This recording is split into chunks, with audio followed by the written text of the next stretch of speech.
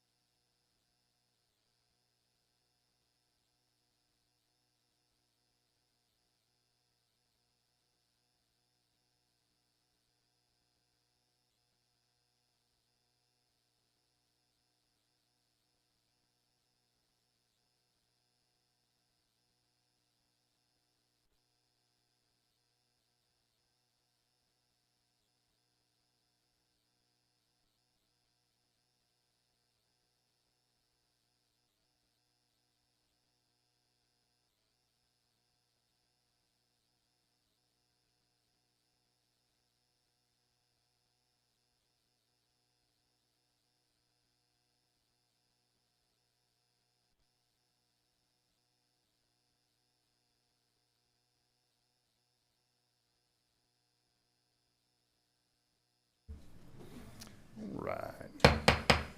Good evening, everyone. Welcome to the Effingham County Board of Commissioners regular meeting agenda, May 5th, 2026. The time is now 5:05 p.m. Madam Clerk, roll call, please. Commissioner Floyd is not present. Commissioner Burdette? Here. Chairman Ron? Here.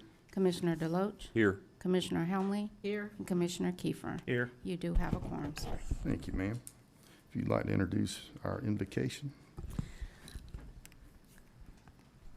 Of course, be happy to. Offering your invocation tonight is yours truly. You gonna sing? No singing. Oh. No, sir, not tonight.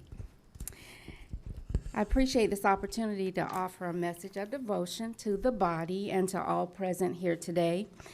I ask that you receive these words with humility and an open, receptive mind.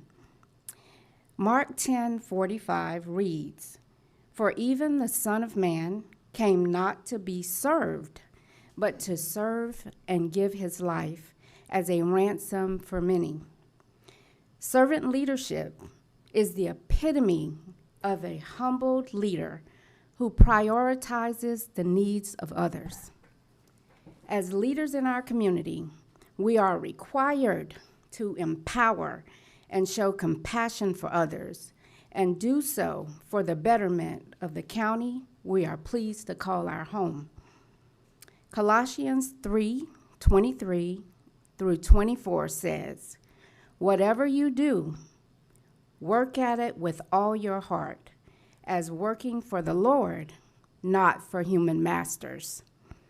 In everything we do, let us do it in accordance with the will of God for the good of his people." Let us pray.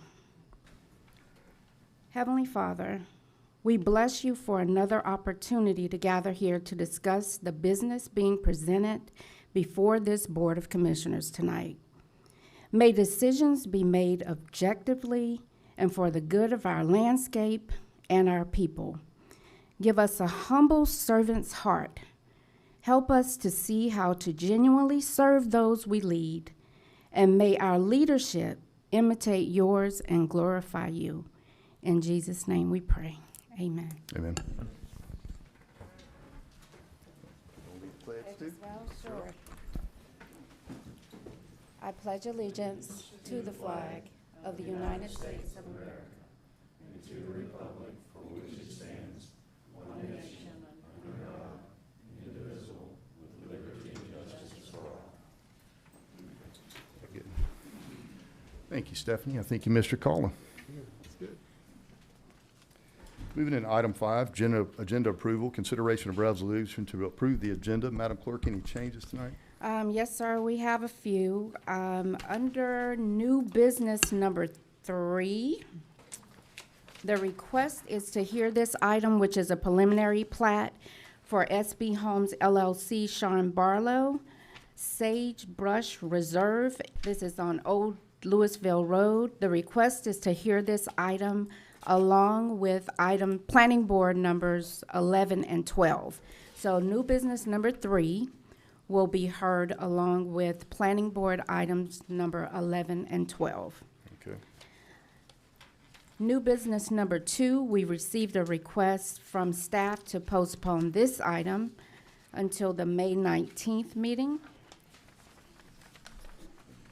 Which one was that again, please, ma'am? New business number 2.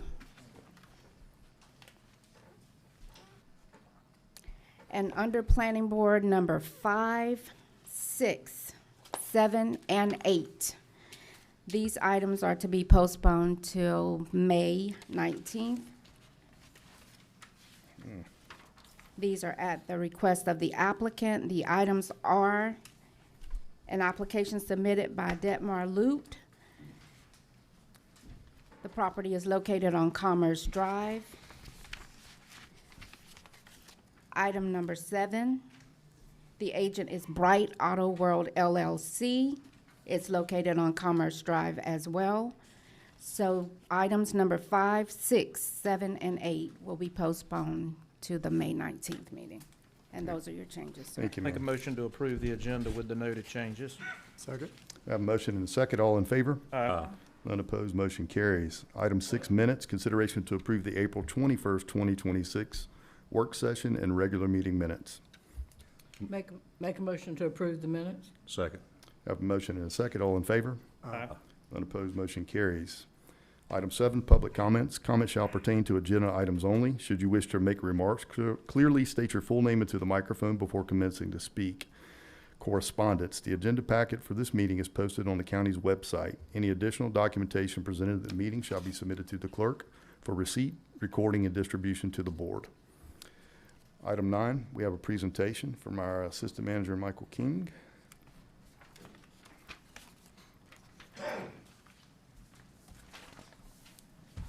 Good afternoon. Michael King, Assistant County Manager. Just wanted to provide the board with a update on the library transition. There's quite a few little topics to cover here, so I'm gonna go through these, and then if y'all have any questions that weren't answered in the presentation, then be happy to try to answer them for you. The county's making steady progress in its transition to the Statesboro Regional Public Library System. Initial efforts include funding the 2026 summer reading program, with Statesboro coordinating performers and planning a tentative kickoff event on June 6th. We did receive the library consultant report back from Pat Herndon. She's completed a comprehensive review and submitted a summary report to county leadership and to the library board. All of y'all should have received a copy of that. She found that the Effingham County Library Board of Trustees to be highly motivated, informed, and focused on meeting the needs of a growing community. Ms. Herndon collaborated closely with Statesboro Director and Live Oak Director to develop a detailed transition checklist outlining the steps needed for a smooth system changeover. Overall, her assessment confirms we are moving in the right direction. Key findings are reflected throughout the transition update that I'll be providing. Staffing. Facilitating the transition of the current staff was identified as top priority. However, the Live Oak Public Libraries Administration was uncooperative, declining to provide employee contact information or allowing communication during working hours. With assistance from Effingham Library Board, contact information was eventually obtained, and Statesboro was able to reach out to current staff, but only one individual expressed interest in remaining with the libraries. As a result, Statesboro engaged in a broader recruitment effort and is actively hiring, training, and building a new team. Live Oak continues to reduce operating hours for both Springfield and Rankin branches without any consultation with the county or with Statesboro Regional. So Statesboro Regional, however, just in the last few days is working with Live Oak to restore hours of operation in both branches. I don't have any details at the moment on what their agreement finally will be, but they are working on that. Interim budget. The board approved an interim budget back on April 7th, which enabled Statesboro to begin hiring, onboarding, and training staff for both branches. The budget also included funds for things like library cards, summer programming, and additional library materials. As to the library cards, new library cards have been ordered and will be replacing existing cards without interruption to patron services. The new cards will be fully compatible with Statesboro's regional system. Our state librarian, Julie Walker, is going to be assisting with that transition from the old library cards to the new ones. Currently, the intergovernmental agreement is being finalized by both parties and is being reviewed by legal counsel. It is scheduled for presentation to this board on May 19th. That was the item that was moved earlier. And it'll be presented to Statesboro's regional board on June 4th.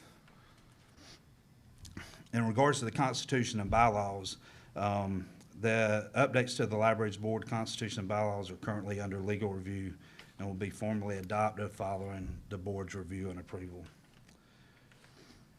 Ownership of library materials.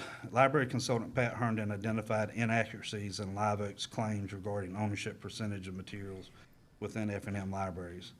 Based on state funding formulas and population-based allocations, ownership is determined at the regional, not individual library level, which is consistent with the county's original position when this all began.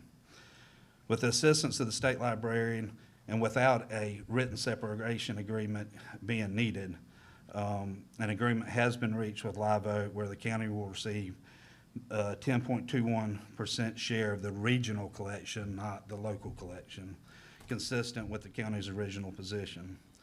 The local holdings currently represent approximately 13% of the regional collection. So the county will purchase a difference based on inventory verification by Julie Walker, the state librarian. As to the fund balance, Live Oak will return Effingham County's fund balance in 2 phases. 75% within 14 days following the fiscal year 26 financial closure, so at the end of the fiscal year. And then the remaining balance within 14 days of the audited financial statements. The final amount of the fund balance is expected to be higher than we originally anticipated due to the prior understaffing that's been taking place at least since January, when Live Oak has reduced hours and reduced manpower in both of these libraries without consultation with the county or with Statesboro. While there have been challenges, particularly with cooperation from Live Oak, progress continues across all areas, and we are on track for a successful transition that will better serve Effingham County residents. Y'all have any questions? So just to be crystal clear, Mhm.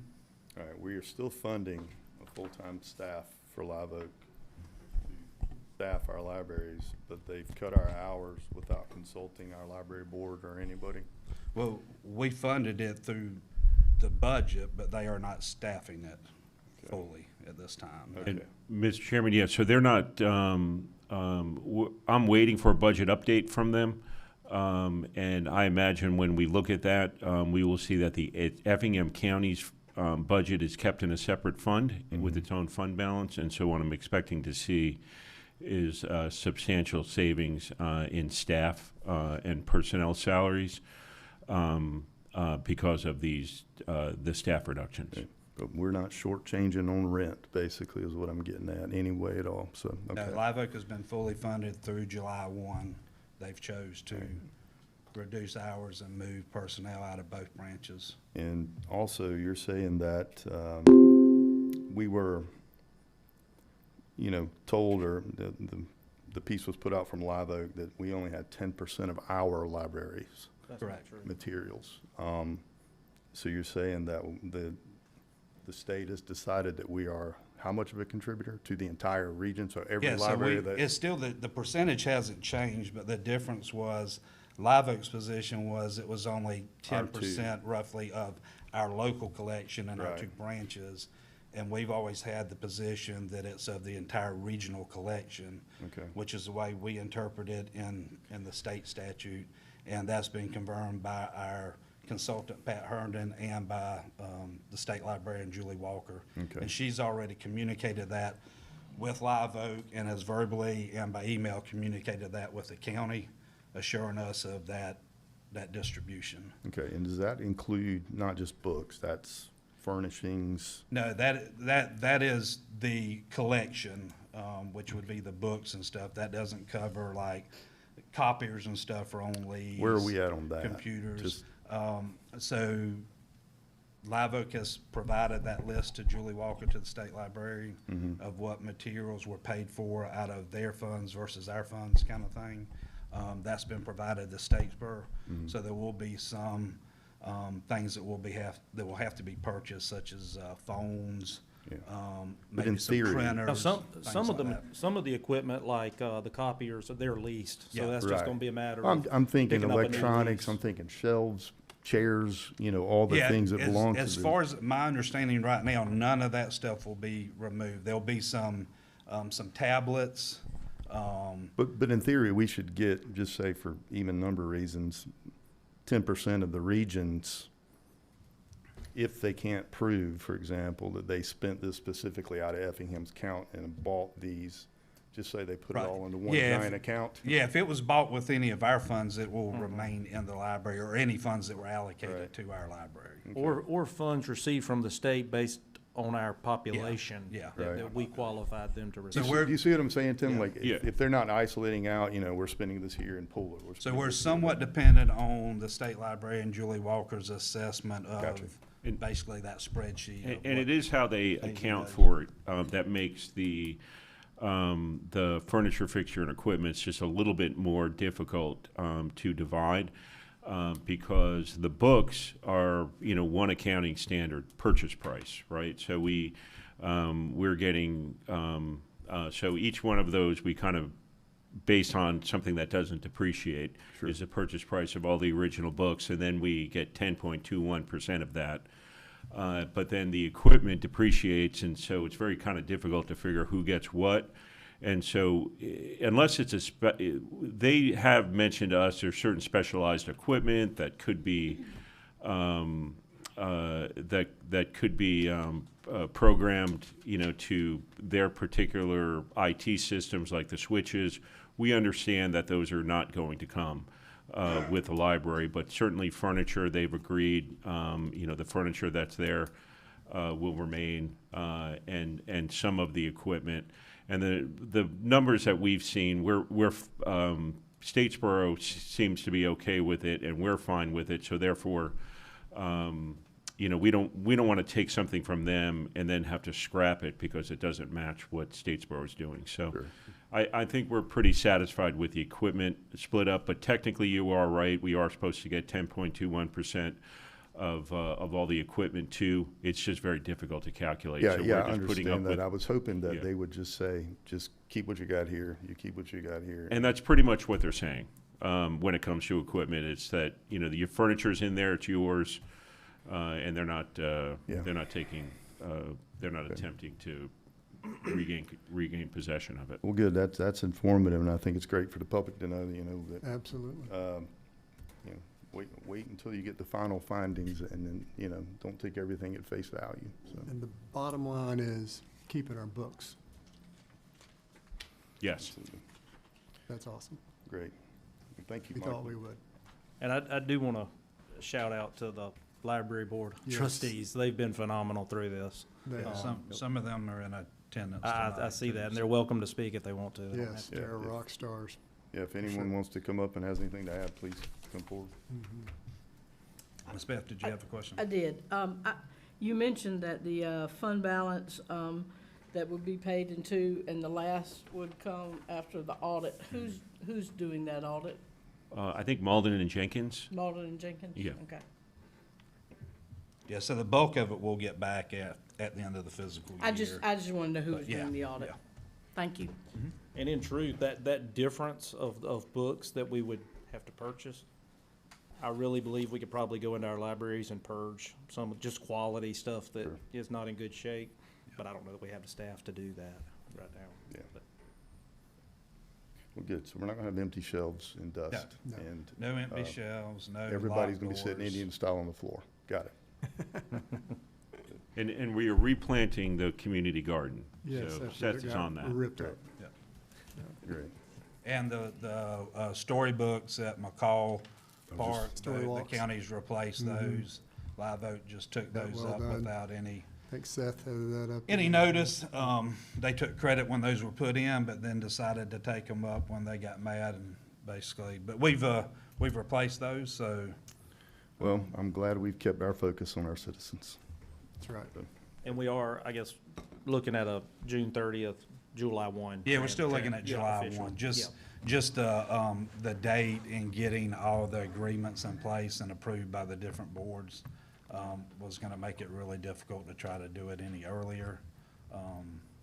And the state librarian's been on, she was pushing for it a little bit earlier, but I think she realized that couldn't get There was everything a in lot place that in had to time. have to Yeah. happen. And I assumed, but the only other thing I was gonna ask, make sure, with the new constitution and bylaws for a new library board, I guess that, those drafts, they're working on that.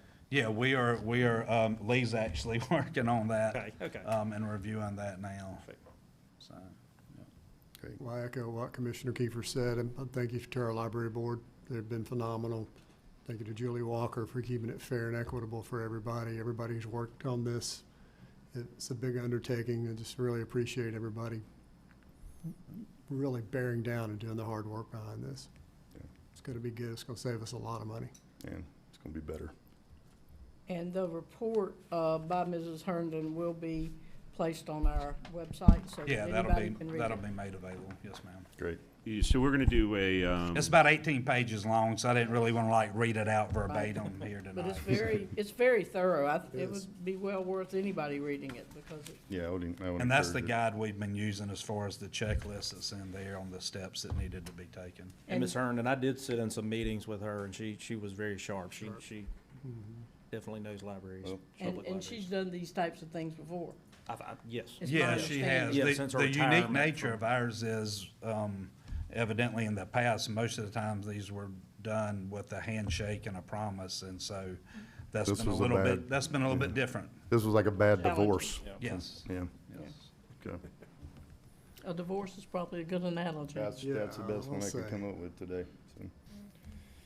Very good. All right, well, I'm glad we're keeping some of the Yep. kids, so great, perfect. Thank you. Thank you, Mike. All right.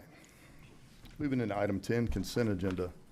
This section shall include all routine items for which there will be no discussion. Should a need arise for debate, the item can be moved to the appropriate area of the agenda. Item 1, consideration to approve a lighting services agreement with Georgia Power for installation of LED roadway lighting at Meldrum Park. Item 2, consideration to approve a letter of support for Effingham County's application to the U.S. Department of Transportation, Safe Streets and Roads for All Implementation Grant Program. Item 3, consideration to approve the purchase of required wetland and stream mitigation credits associated with the Goshen Road widening project. I'll make a motion to approve the consent agenda as presented. Second. We have a motion and a second. All in favor? Aye. None opposed, motion carries. Moving into unfinished business. Item 1, consideration to approve the second reading to amend Appendix C, Article 3, Section 3.46, accessory dwelling units of the Effingham County Code of Ordinances. Our first reading was approved April 7th, 2026. Good evening, Akila Wright, Planning Manager, Development Services. So staff is requesting a text amendment to Appendix C, Article 3, Section 3.46, accessory dwelling units, ADU, of the Effingham County Code of Ordinances to revise and clarify standards related to accessory dwelling units in agricultural residential, AKA AR, and residential, AKA R zoning districts. So this amendment is not introducing a new use.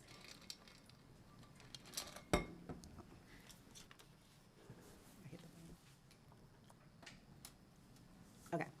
So this amendment is not introducing a new use. It is refining and clarifying standards that already exist.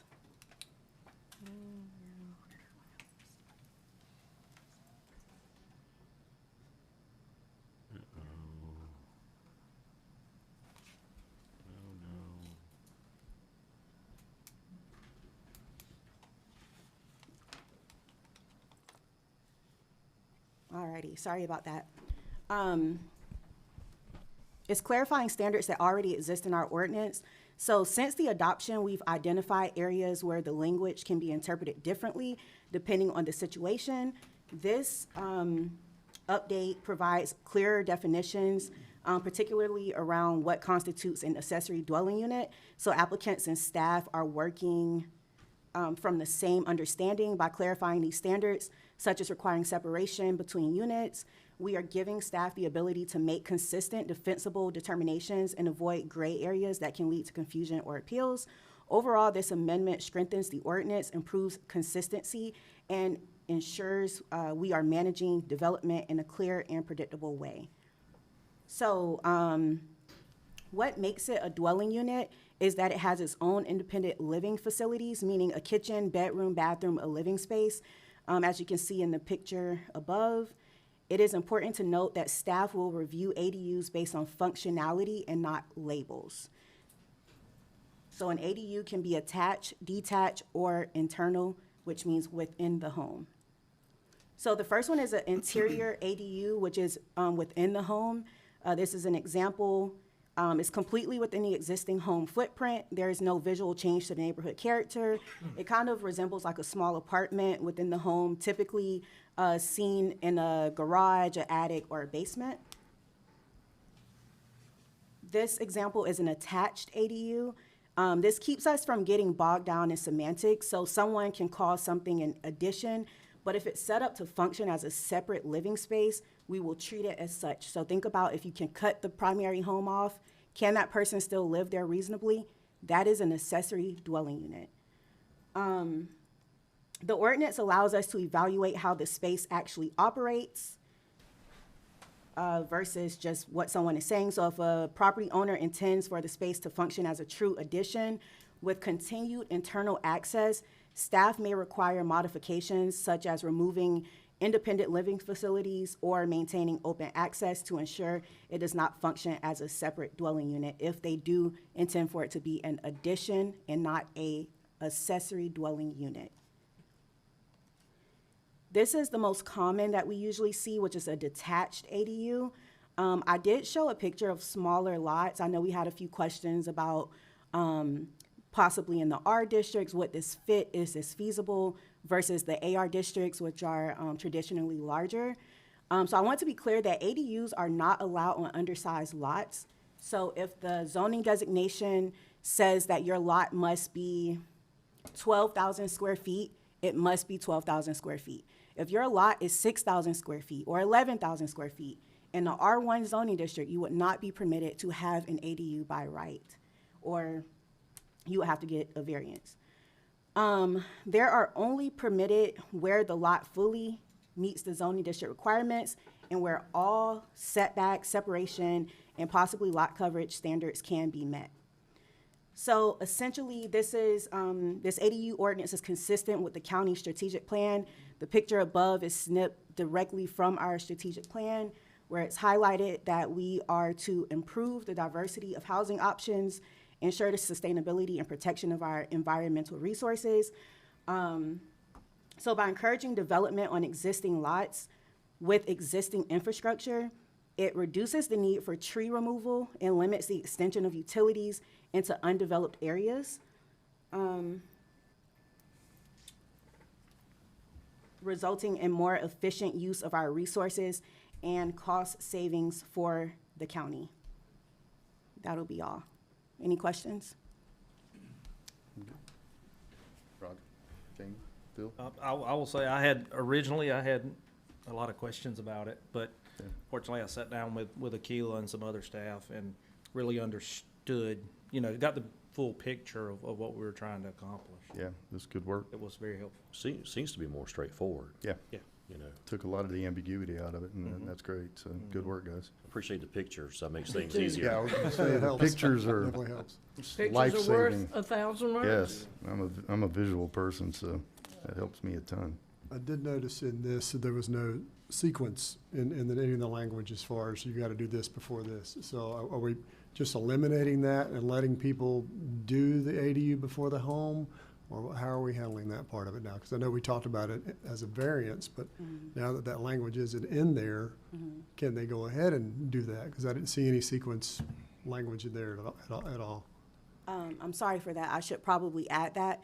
It is understood that an accessory dwelling unit is to be accessory to a primary structure. Right. The way that it's written is that if we don't have anything to base the standards off of, you cannot have an accessory dwelling unit. So if someone would prefer to build a small home, that's what it would be considered a primary home because it's not accessory to anything on that lot. So how are we gonna accomplish that to where they can have an ADU in lieu of, it's while they're, like this guy's wanting to do, and while he's building his main home, he wants to build something small. It's a separate ordinance, and Is that coming? the thought was, the thought was to review the ordinance that we do regarding the temporary use of a RV while constructing a main unit, was to make it an addition to that, where that as long as we can get a guarantee that this ADU is temporary during construction, we can then look at the board approving that just like they approve the RVs. Okay. And we make sure they have a permit and plans for the house, or in some cases, the house is under design or whatever, so that we know that the date is realistic and that we're not simply just approving a house approving a garage with an apartment over it with no intent of Exactly. adding a primary residence. What if it completely complied as a primary home? Then he In could just in and make of it a primary itself? home and then come back to us Then and he say, could hey, go. I want to build another home and I want to convert this to an accessory dwelling unit. There's nothing really preventing them from doing that. You're accomplishing the As same long as thing. as long as, when it's Meets all the- done, it complies with can- what. The, Yeah. the issue they're going to With run the square into is the footage. minimum square footage. That's right. Right, and so- 75% or less. Yeah, Right. Yeah. and often these ADUs don't meet that for the primary residence. So, Roger, it dictates it in the definition here as a subordinate and self-contained, so. Yeah, it just never really spelled it out, as far as I can see, as far as, you must do this before this. But their intent, I see the intent in it, it just never Yeah, did. yeah. Just clarity is everything with these things. Hey, no, it says it right here. You must build this before this unless you have a variance with the new code we're gonna have.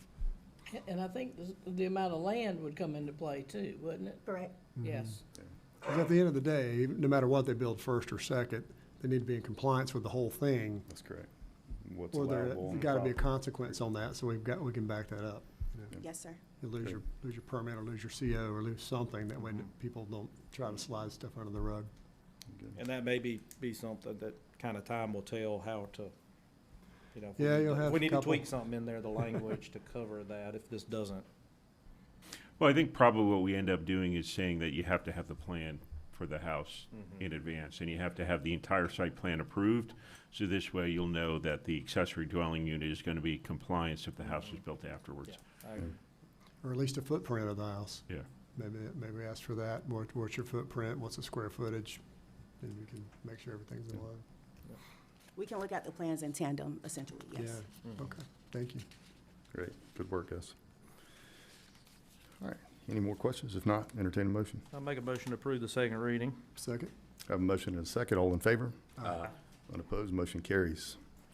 Item 2 is a public hearing. Consideration to approve an application by James Carlson for conditional use located at 1501 Old Tusculum Road to allow for an elementary school, agritourism, event venue, and adult education services in AR1.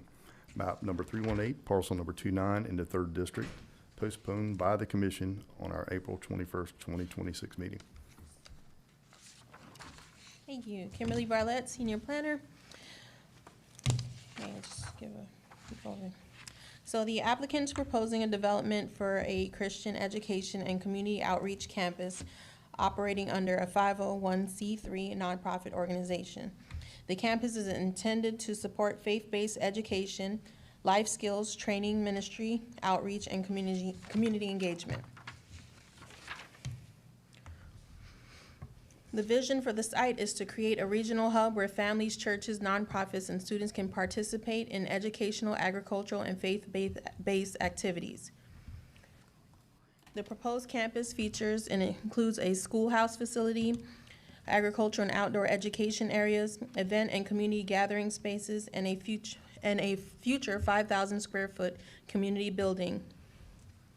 The camp is expected to operate on a structured weekly schedule, Monday through Thursday, school operations, and Friday through Sunday, community programming, life skills classes, and ministry, outreach, and events.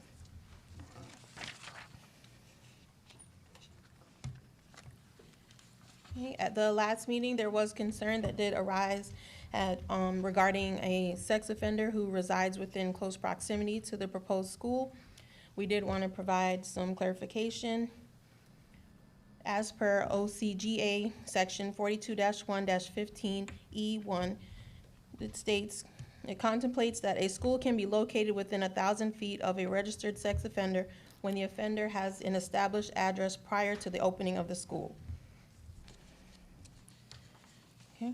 Staff finds that the proposed conditional use, including a private micro school, agritourism activities, adult education services, and limited event venue can be compatible with the agricultural residential zoning district due to the property's large size, rural setting, and surrounding pattern of low-density residential and agricultural uses. The proposal maintains elements consistent with the comprehensive plan's agricultural residential designation by preserving open space, incorporating agricultural activities, and limiting development intensity. It is subject to the following stipulations. An Effingham County occupational tax certificate shall be obtained and kept in good standing. All parking shall be provided on-site. No parking shall be permitted within the public right-of-way. Parking areas shall be designated to comply with all parking requirements for each use on the property. Any additional encroachments on Old Tusculum Road must be approved by the county engineer. All applicable zoning and development standards must be met, including but not limited to setbacks, access requirements, and any departmental review standards. The conditional use approval applies only to the business as described in the application. Any expansion of the business, addition of employees, or significant increase in customer traffic may require additional review and approval by Effingham County. There are 4 added stipulations from the applicant.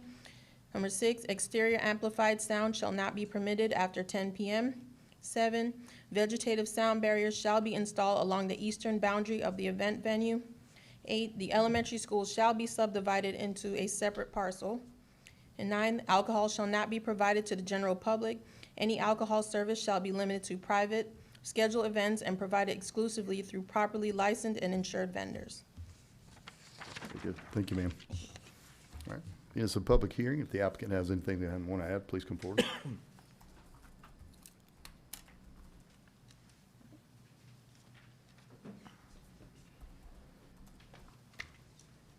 Thank you.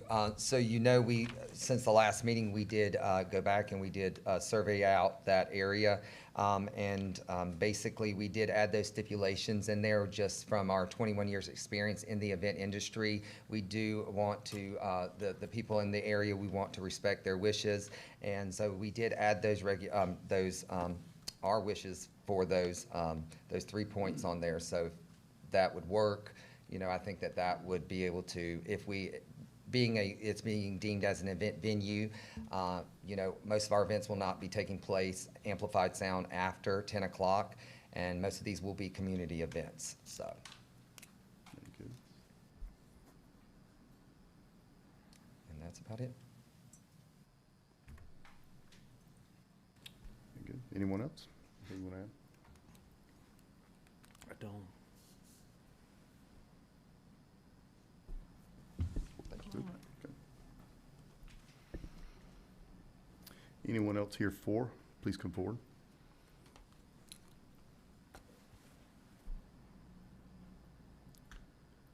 All right. If anyone here is opposed, please come forward. All right. Being I see none, I'll close the public hearing, open it up for discussion for the board. Yeah, I had a previous discussion with the applicant and talked with staff, and I know 2 of the things Kimberly touched on with the sex offender, and applicant has moved over the school in the plan, so it's 1,000 feet. My understanding, he did not have to do that, but went ahead and did that just to check that box. Yes. As far as that goes. The noise, I did have a question about that, you know, as far, I know this property has multiple functions. School's gonna be the main function, but just wanted to, you know, keep the citizens around there in mind. And, you know, the applicant said at the last meeting, he had no problem with, you know, putting a time on the music being turned off. And as we just heard, he volunteered to offer 10 o'clock, all music off, as far as that goes. So that was the main two things. And, you know, this is a larger tract of land, and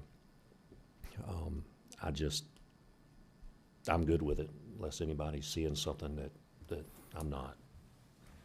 I do have a couple of questions. On the noise part, I mean, on the event with the noise, that's, and it may be in here, I've looked over this, but I tend to forget. That can be any night of the week, they can have an event? No, that would be Friday through It's just Sunday. only Friday through Sunday? I thought it was just the weekend, but I wanted to confirm that. And I'd also just ask, because I do see a couple of people who were here opposed last time and spoke. By your non-speaking tonight, does that mean that you're more in agreement with what Mr. Carlson has done? I just wanted to give you that opportunity, because you did speak against it the last time. So the stipulations that he's agreed to satisfy you in terms of being able to live with this? Yes. Okay, just wanted to make sure. All right, that's all I wanted to clear up. Thank you. Thank you for that, Beth. I was wondering the same thing. So.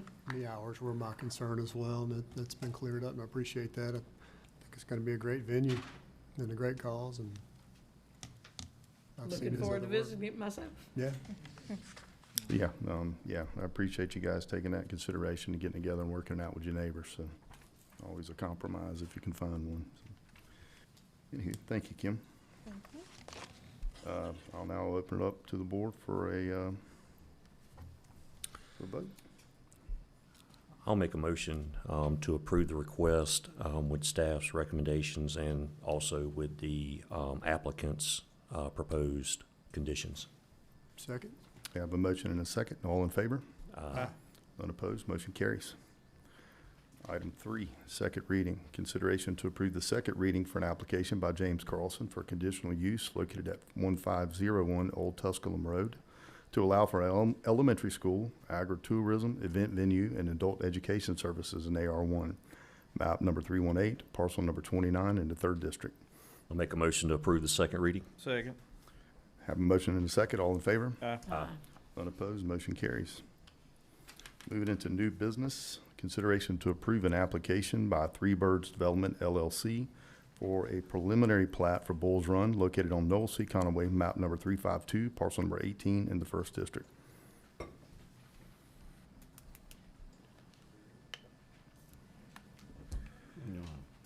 I'm Mike Hussey. I'm representing for Matt Bird tonight. This is the same plan y'all have seen several times, but he has a new layout that has some garage units, so it reduced the size, the density of the original proposal, the original preliminary plat. It's reduced it from 214, I think, to 174, and that's all we're asking for tonight is just the approval to reduce the density. Is Matt doing the building or is somebody else? I believe someone else is doing it. Okay, very good. Any questions? I spoke with Commissioner Floyd earlier, and he told me he was good with it. Very good. All right. No questions, I'll entertain a motion. I'll make a motion to approve the plat. Second. We have a motion and a second. All in favor? Aye. None opposed, motion carries. Thank you. All right, 2 is carrying into planning. Item 3, consideration to approve an application by SB Homes LLC. Was Sean- this- No, it's I think we're gonna postponed. wait and Yeah, hear that's this moving one with planning board. planning board, We have- 11 and 12. Oh, I had 2, sorry. I Oh, I marked it think wrong. 2 was totally removed. Gotcha. Two's postponed, 3, yeah. correct. Or that's the way I understood it. Yeah, you're right. I drew notes and I can't read my own notes evidently. I thought we were gonna do 3 and then add 11 and 12, so. I got that backwards too. We're the remedial end, Roger, evidently. I guess so. All right.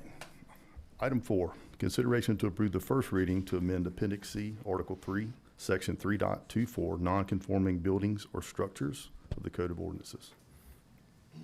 Good evening, Akila Wright, Planning Manager, Development Services. So this document explains and justifies the proposed amendments to Section 3.24, 3.25, and 3.26 of the Effingham County Ordinance.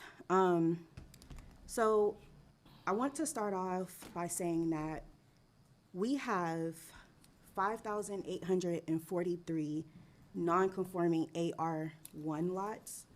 We have a total of 3,062 AR2 lots, but 1,195 of those are non-conforming.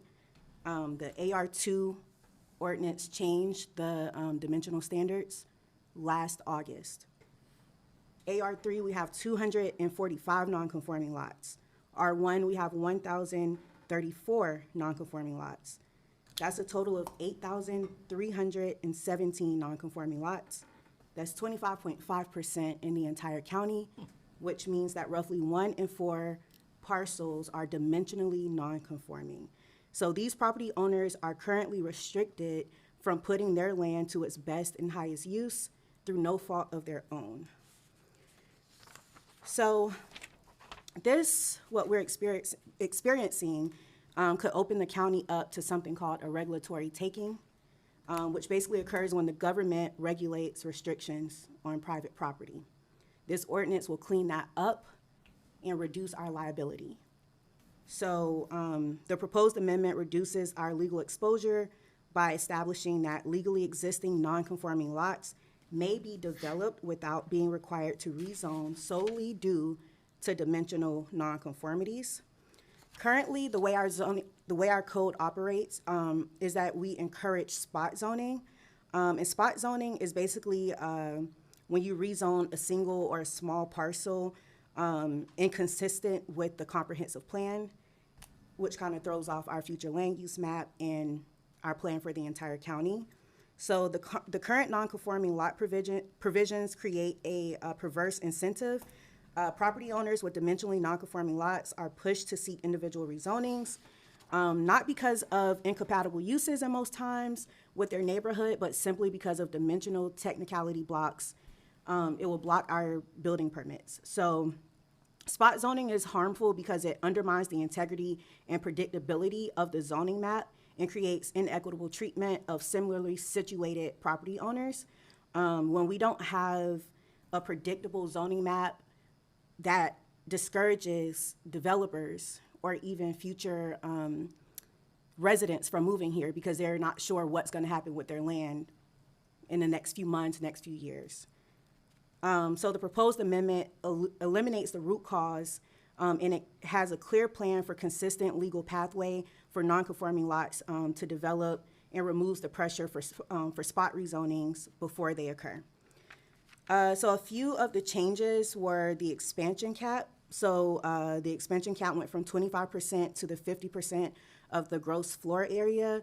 The allowable cumulative expansion of a non-conforming structure is increased from 25% to 50% of its gross floor area as the ordinance effective date. The 25% cap frequently prevents even modest functional improvements. That means adding a bathroom, you have a family, and you need another bedroom, and it's no meaningful benefit to the public, so it doesn't really negatively affect neighboring parcels.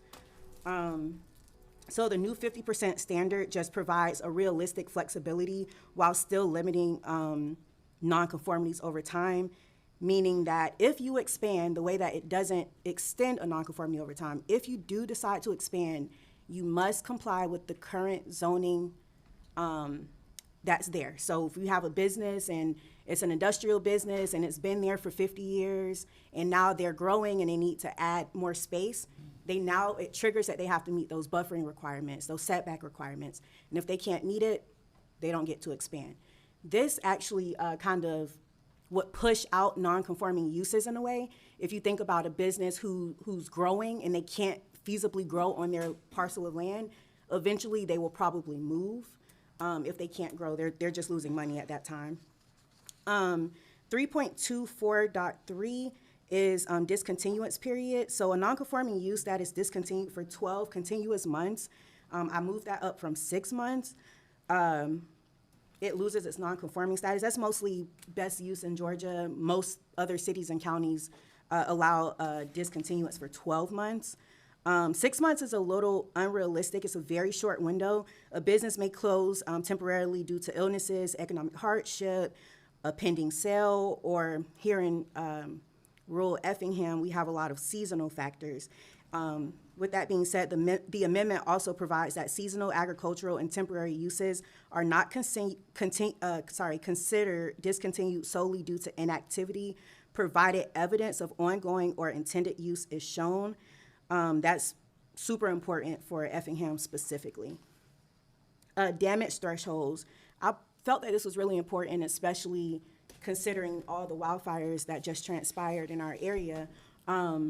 I changed this from 60% of reproduction value to 75% of fair market value. So reproduction value is an outdated and kind of ambiguous standard. So fair market value is legally established, routinely measured standard used in insurance and tax assessment. So just making that more clear and consistent.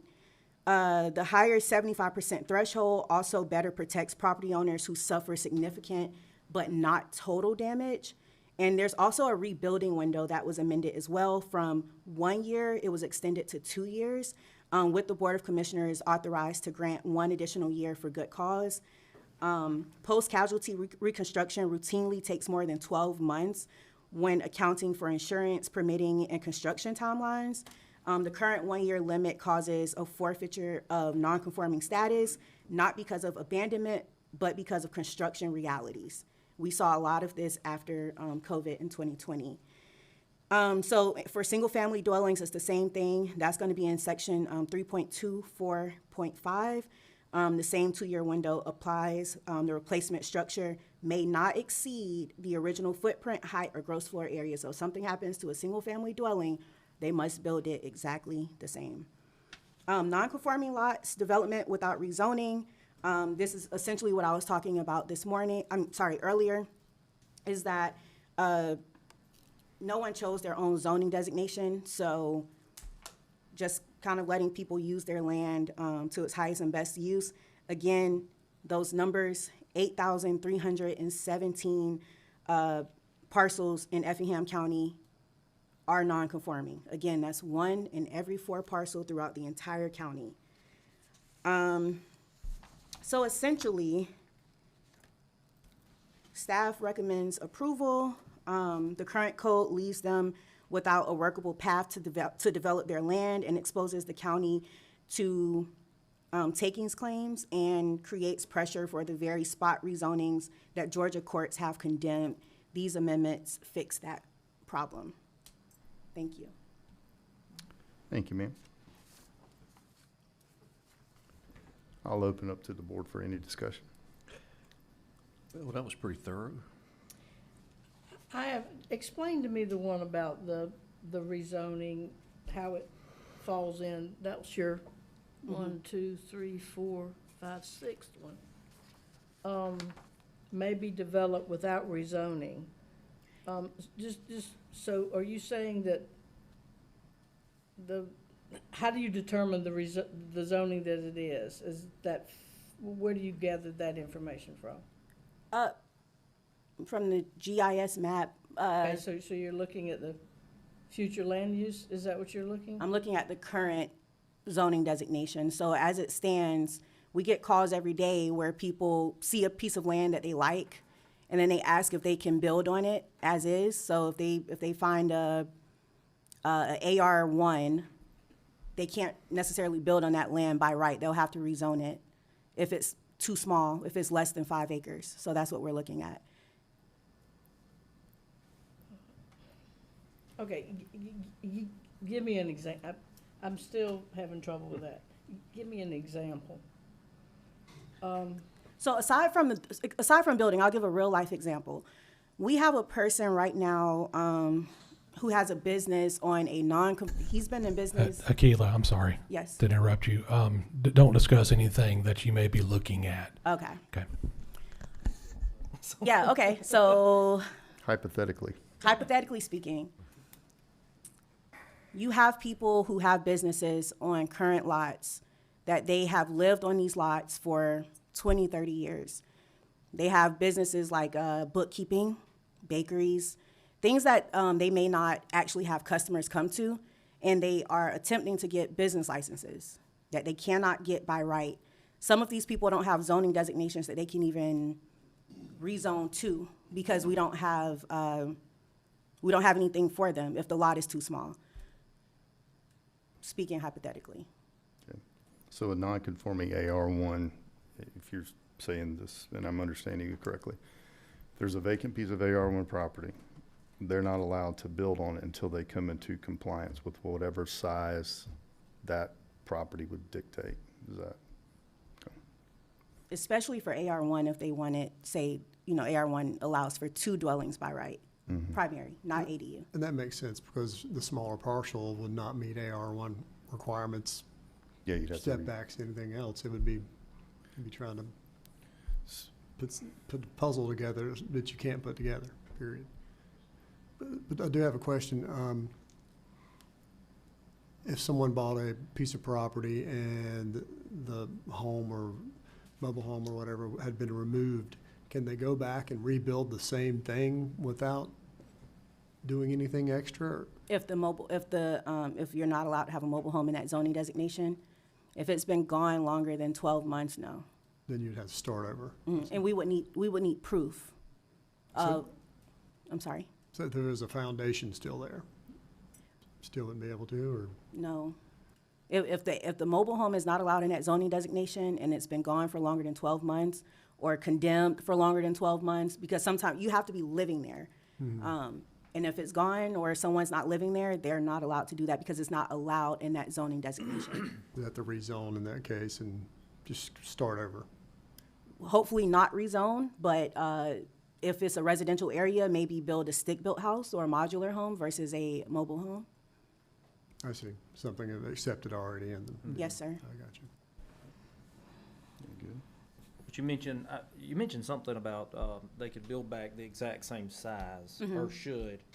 Can they stack that 50% increase on that, or not? You mean like build, if they had a 1-story, can they do a, Yeah, or? say it was, yeah, I can't think of an example. Yeah, that's what I'm So looking for. I remember an example in Clio, had a mobile home that burned down, non-conforming lot. Well, they put the exact same size mobile home there, but they had to come and, I think, get a variance from us. Yeah, we just had that recently. So we would, And- under the amendment, if it was an act of God or it burnt down or whatever, at that point, they could rebuild or bring it back if it's the same exact size. If they put a larger mobile home that's non-conforming, that would be them increasing the non-conformity. That's not what we want, but we do want people to be able to rebuild if something happened. But with this, going forward, same size. Same size, Wouldn't be a same problem. footprint, Okay. same All right. setbacks. Okay. They could Yes, still sir. apply for a variance if they wanted to build something bigger in that case. If they wanted to change it, I Yeah. guess, basically. Would that be Yes, possible? that would be a variance. However, we do want to keep the variances at, At a minimum, obviously. I think that's what I meant maybe with the 50%. yes, sir. thing. It Okay, is all that answers. variable. That is their right. Yes, sir. Okay, good. All right. The only small critique I have is, make sure that our definitions match for all of our areas. I think there's some conflict in Article 1. If we do adopt this, that there's some numbers that are a little bit different there. And that's it. Yes, sir.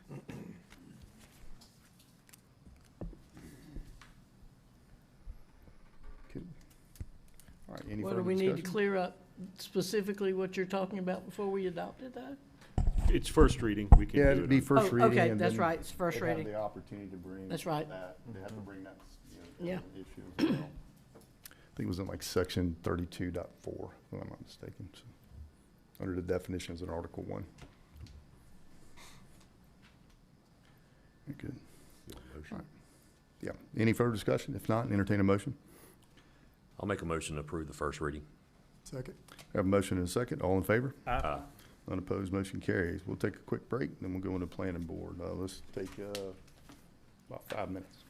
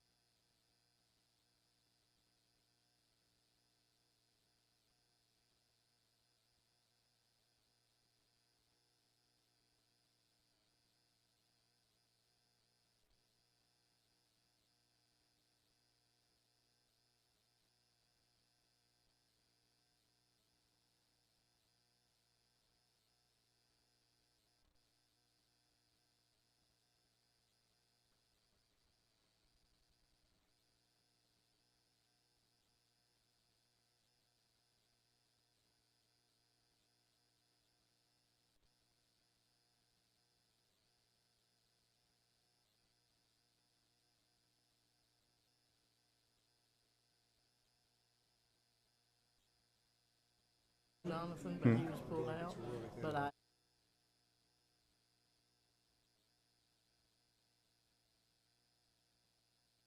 Going to call us back to order here. Moving into our planning board. Okay, I'll tell, okay. Perfect. Item number one, planning board recommends approving an application submitted by Margaret Sitton as agent for Heather Sitton to rezone plus or minus .70 acres located at 2744 US Highway 80 from AR1 to B2 to allow for permitted uses in B2, map number 355B, parcel number 7 in the first district. Good evening, Jennifer Rose, Planner 1. The applicant is requesting to rezone from AR1 to B2 to allow for redevelopment of the property with a low-intensity corporate office use. The existing residence will be demolished and replaced with a two-story, approximately 3,000 square foot office building that will function as a corporate administrative office for a crane and rigging company. There will be no equipment storage, no industrial operations, no repairs or maintenance activity. The business is expected to have 3 to 5 employees and minimal visitor traffic with typical hours from Monday to Friday, 8 a.m. to 5 p.m. The property is currently developed with a single-family residence and is located along Highway 80, a major corridor. The surrounding area reflects a transitional pattern with rural residential uses and emerging commercial activities along the highway. From a site standpoint, access will be from the existing driveway on Highway 80. Traffic generation is expected to be minimal. The future land use map designates the property as agricultural residential, but it is also located within the commercial corridor overlay, which supports low-intensity commercial and transitional uses. Staff evaluated the request based on the zoning criteria, including suitability of the site, compatibility with the surrounding uses, traffic and infrastructure impacts, consistency with the comprehensive plan. The proposed use is limited to office activity and does not include outdoor storage or equipment operations typically associated with the commercial zoning. The scale of development, number of employees, and anticipated traffic levels are low and consistent with office use. The request represents a controlled and appropriate transition to commercial use without the impacts typically associated with the B2 zoning.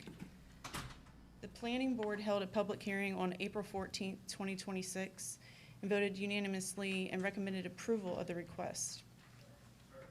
If the board chooses to approve this request, the following conditions are recommended to ensure the use remains low intensity and compatible with the surrounding properties. No cranes, rigging equipment, or heavy machinery shall be stored, staged, or operated on site. The property shall not be used for manufacturing, repair, maintenance, or equipment servicing. The use shall remain office-based with no high-volume customer traffic or commercial delivery activity beyond the typical office operations.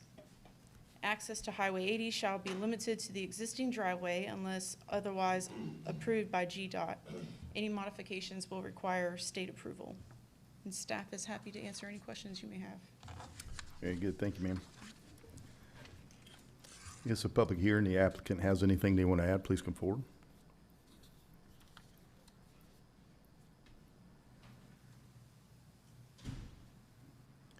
And I see none. If anyone else is here for, please come forward. If anyone here is opposed, please come forward. Being I see none, I'll close the public hearing, open up for discussion with the board. I spoke with Commissioner Floyd. I know it looks like it was unanimous at the planning board. I think it was pretty well vetted there. I don't know if anybody else has any comments. No, I actually watched that meeting and the neighbors felt good about it. Yeah. So. Good. Well, I'll entertain a motion. Well, I'll I make a did motion. have one concern. sorry. Okay. If the use changed, could we put a stipulation in there that would revert back, since it is in a neighborhood? I just didn't want to do a blanket B2. It's supposed to be an office. Great, that's no problem. But if for some reason that changed, it'll revert back. Did, So now we've had that happen and approved for a certain use, and then it happens later that the use wasn't actually done. And I did talk to Commissioner Floyd about that. He didn't have a problem doing that and putting that stipulation on there. okay, well, if you want to make a motion with that. Can we do that? I don't recall. I guess soon we can. I guess we can put a stipulation. Mr. Newberry? I mean, you could. I don't know that you want to, unless you're going to take every zoning like this on an individual basis. You know, I mean, you have permitted uses for a reason. So, I mean, if you're going to put a stipulation like that, you probably need a real good, you know, reason to do so. Because, you know, Yeah, and I see that point, and I wouldn't do that if it was around other bees beside the one. But since it's in a neighborhood, and the other situation we had was across from a school, you know, just they're a little bit different situations, and just my thoughts. It's not something I would absolutely have to have or push, but I've just seen things change in recent years, and things weren't as they were presented later on. Not that they're going to do that, anything like that now, but I think it helps their neighbors out by doing something like that in this situation. So I would, Well, I don't see why, I think you do have a good reason. I mean, I'm not an attorney, but to me, it's a residential area. exactly. And you're, That's and why I you're, was thinking about that. and you're gonna put a B2 in there. And it'd still be able to accomplish everything they And want to. that, in what I've learned so far, once you give a B2, then that can open the door to another B2. Any kind of right? B2, Because any kind of B2. It Or it might can be be something sold. that. Or it can be sold in whatever. So Right. I mean, he's the attorney, but it just seems like that is a reasonable. But in essence, we would not be rezoning it B2, we'd be rezoning it for a crane and rigging company. Well, not a Do we crane wanna rig, get- but you know, an I'd- office space. Oh, It could well, be any for- kind of for an office office space. space. Office I wouldn't limit it to that. I just limit it to maintain that an office space. I think that was in the conditions already. Was that in the conditions? Well, the conditions were, you know, that it couldn't be storage for cranes and things like that, which is great. I like that part of it. Just trying to protect the neighbors, and we got neighbors there. That's my thoughts. We actually have done that We have with done the that a few office in the times. past in my district particularly, where actually it was We done with it with prior church to too. Bank of Newington going where they're at Chimney Road, that was rezoned. And, It That's seems okay with like, you guys? since it's you where know, it's sometimes I at. regret it because it kind of limited, but it worked out because I answered. That doesn't keep anybody from coming back, getting a B2 for something else later on. And those people can always come back and ask to Exactly. rezone. Exactly. It's not like you're preventing them from coming back. Right, we're not really restricting them, we're just making sure the use is the use in case it changes hands. I guess what uses in B2 do you think would be a problem? Might be a place to start. Yeah. I mean, Yeah. TPU. I'd have to pull up the table Oh, of you have to uses. pull up the table. Can you do that and put those up there? Yeah, by can you chance? throw that up there? The TPU table? great. Maybe there's none in there, but there's quite a few B2s. It's not on Muni code yet, so it's kind of, Yeah, gotta have it's a not copy. easy. yeah. Chat GPT it. Well, if it's not on Muni code, it's not gonna find Yeah, that's true. even the, But if it can find in our ordinances, that old table, the table we approved. That thing's, it'll go back to our minutes. yeah. No, I mean, we can get it. I think the issue is that I didn't mean to open up the, the can. it's 7 pages long, and it's not organized by Yeah. district. It's organized by use category, so it would be, What are if the there's a permitted particular uses? use that you want us to check into, we can look it on the TPU. That might be easier, that if you have concern. I had to see it. I just didn't want to open blanket around a bunch of homes for Yeah. business use. What are some That was- typical uses in B2 then? Here we go. What we see majority of? Okay, so B2 is what color? Is the middle orange. Right. All right, so we'll go down, we'll scroll down. All right, so retirement housing, corrugated, assisted living, okay. Hotel, bed and oh, no, not hotel, bed and It breakfast. could be a bed and breakfast, and the neighbors go, oh, I don't want a bed and breakfast. car dealer and a car brokerage. Says hotel motel too. Yeah, there's a lot of things in there Mhm. that, if I was a neighbor there, I would appreciate some limitation there. Fuel service. Marine dealership. Automotive paint and bodies, a lot. Car And wash. yeah, I mean, you can throw a motion on the board with that All right, intended use and Yeah. see where it goes. Does their proposed use not fit in a B1? And I'm just asking. No, because we changed the Okay. B1 zoning to make it more rural business Okay. when we did the most recent update. Okay.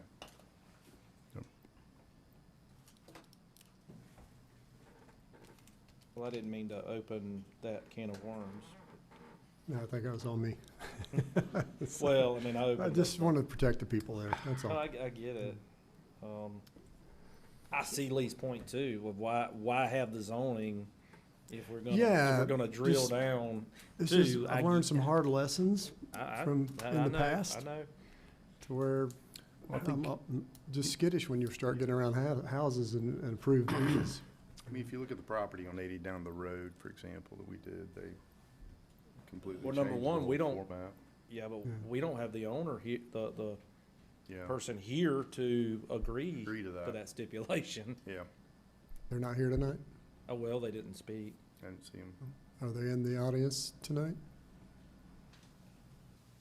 The owners? I don't see them.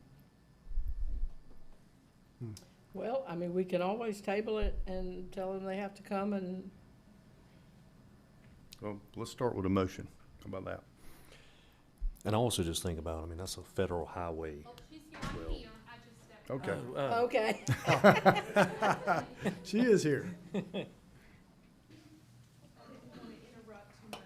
Oh, you're fine. The cute baby. In our Stipulation. Yes, is ma'am. What your I'm fine with that. Okay. I mean, we just want to build something that we can house Yeah, 5 or exactly. 6 people in, more or less, as a corporate office. And, I mean, it'd probably be at least 10, 15 years before it ever even possibly remotely went up to, back on the market or anything like that. Yeah. So, So if there's any you're other- okay with that? yeah, I'm okay with that. The next person would have to come in and, Yeah, they just do the same thing you just did, you know, and right. instead of putting a Parker's there or something. Correct, correct. And we're building it to appeal, we're gonna have a few extra offices in there, cause we're gonna build it to appeal for later growth in the area potentially. That could be something, it's gonna be an executive office. Yes, ma'am. So if, I mean, I guess it would take a lot for Mr. Parker to come in and wanna tear it down. And Right. already I two know, within and a I mile don't from doubt the what- house.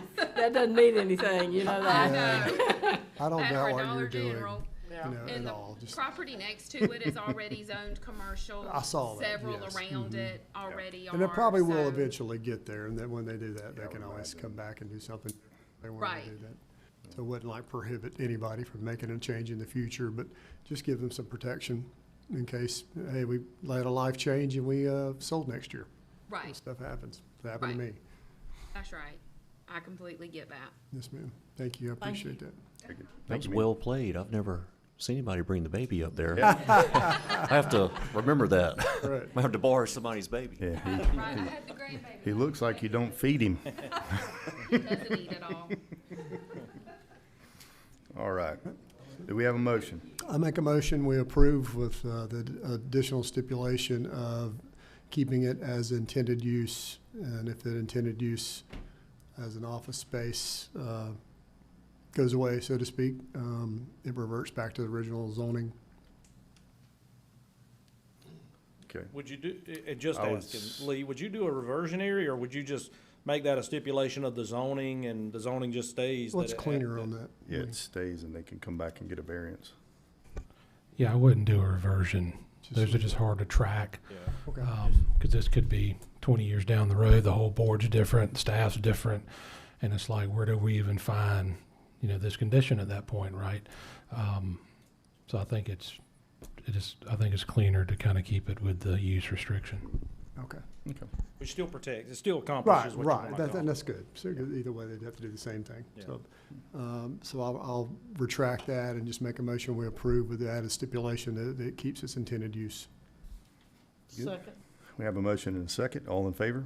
Aye. Unopposed, motion carries, and we will hear this again on the second reading will be May, what, 19th? 19th. Okay. Very good. Thank you. Thank you, ma'am.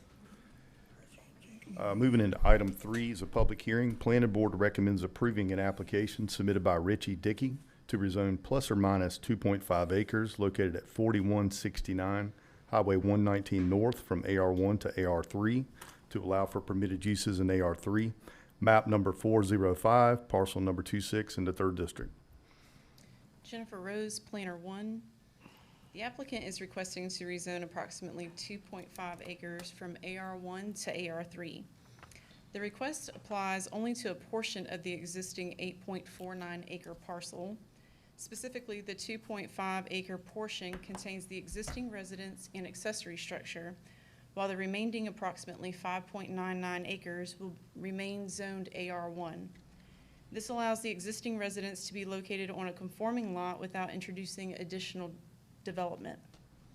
The property is located along Highway 119 and is currently developed with a single-family residence and an accessory structure. The surrounding area is primarily rural in character, consisting of large residential lots, agricultural uses, and wooded tracts. The future land use map designates this area as agricultural. The request maintains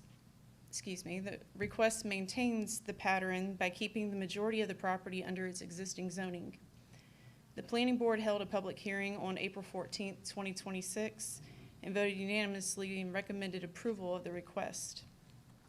Staff has reviewed the request in relation to the existing use of the property, surrounding development pattern, infrastructure ability, and policies with the Effingham County Comprehensive Plan.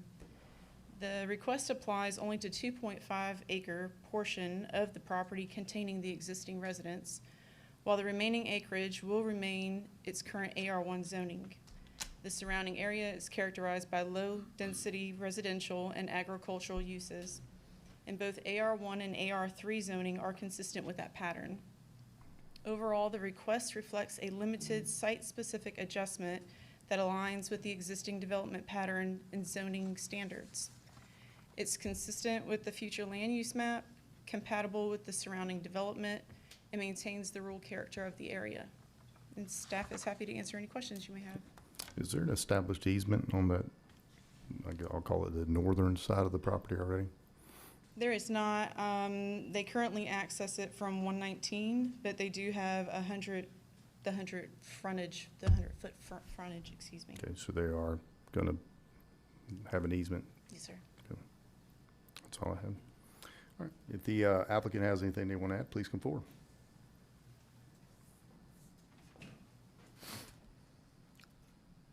Yes, I'm Richard Dickey, and yes, I don't have anything to add, but appreciate what's been presented. Good. Thanks, sir. Any questions from Mr. Dickey? No. All right. Anyone else here for? Come forward. Anyone here opposed? I'll close the public hearing, open up for discussion. I think it's very straightforward. I mean, it matches AR3 and what the intention was for it. If no one has any questions or concerns, I'll make a motion to approve. Second? Have a motion and a second. All in favor? Aye.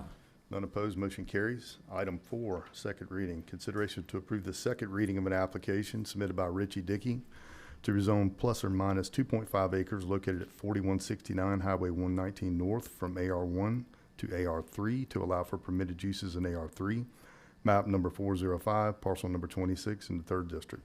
Make a motion to approve the second reading. Second. Motion and a second. All in favor? Aye. Motion carries. All right, moving into item number 9. Thank you. You're welcome. Thank you. Item 9 is a public hearing. Consideration to approve an application by Christopher Sperry for variance from section 5.1 located at 208 Westwood Drive to allow for a decrease in required building setbacks in AR1, map number 465H, parcel number 91B in the 2nd District. Thank you. Kimberly Barlett, Senior Planner. The applicant is requesting a variance from the side setback requirements in AR1 zoning district.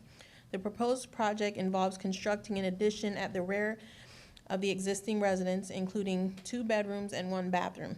Due to the lot size and configuration, the addition is proposed to be located approximately 22 feet from the side property line. Therefore, a variance is required. The parcel is designated in the agricultural residential district on the future land use map.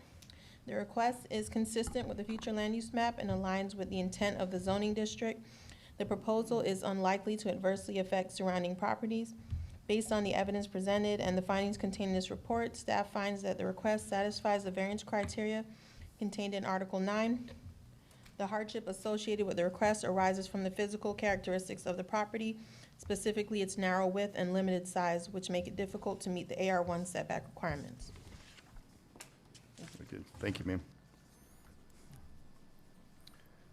If the applicant has anything we want to add, please come forward.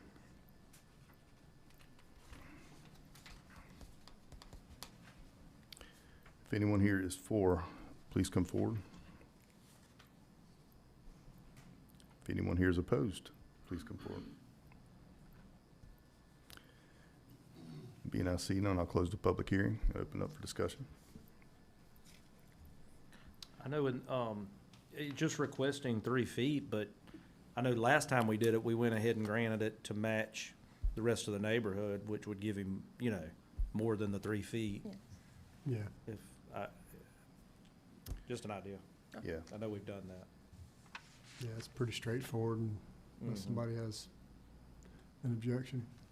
Not over a yard. In that case, I'll make a motion to approve. Second. We have a motion and a second. All in favor? Aye.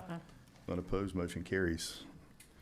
Item 10, consideration to approve the second reading for an application by Christopher Sperry for a variance from section 5.1 located at 208 Westwood Drive to allow for a decrease in required building setbacks in AR1, map number 465H, parcel number 91B in the second district.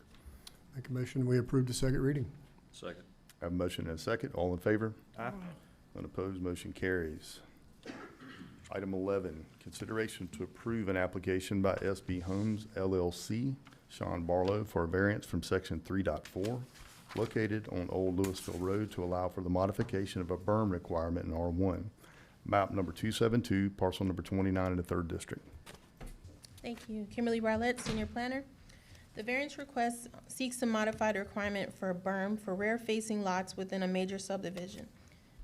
The applicant is proposing the development of a 45-lot residential subdivision called Sagebrush Reserve. According to 3.4 buffers of the county ordinance, major subdivisions with rear or side-facing homes will install a 6-foot-tall berm with approved landscaping material at the apex of the berm. Minimum width of the berm is 15 feet at the base. Due to the presence of mature trees along the right-of-way, the applicant is requesting a variance to allow for a 20-foot vegetative buffer in conjunction with a 6-foot privacy fence, while preserving the existing mature tree buffer along Highway 119 South as an alternative. The applicant proposes that the intent of the request is to preserve the established mature trees within the 20-foot buffer that currently provides a natural visual buffer between Highway 119 and the rear-facing residential lots within Sagebrush Reserve. Construction of the required 6-foot berm with a 15-foot base along the right-of-way would necessitate disturbing and removing these mature trees. The existing tree line should be preserved for the following reasons from the applicant. Benefit to future homeowners. Rear-facing lots will retain a well-established vegetative screen that offers privacy, visual softness, and more natural separation than a newly constructed berm.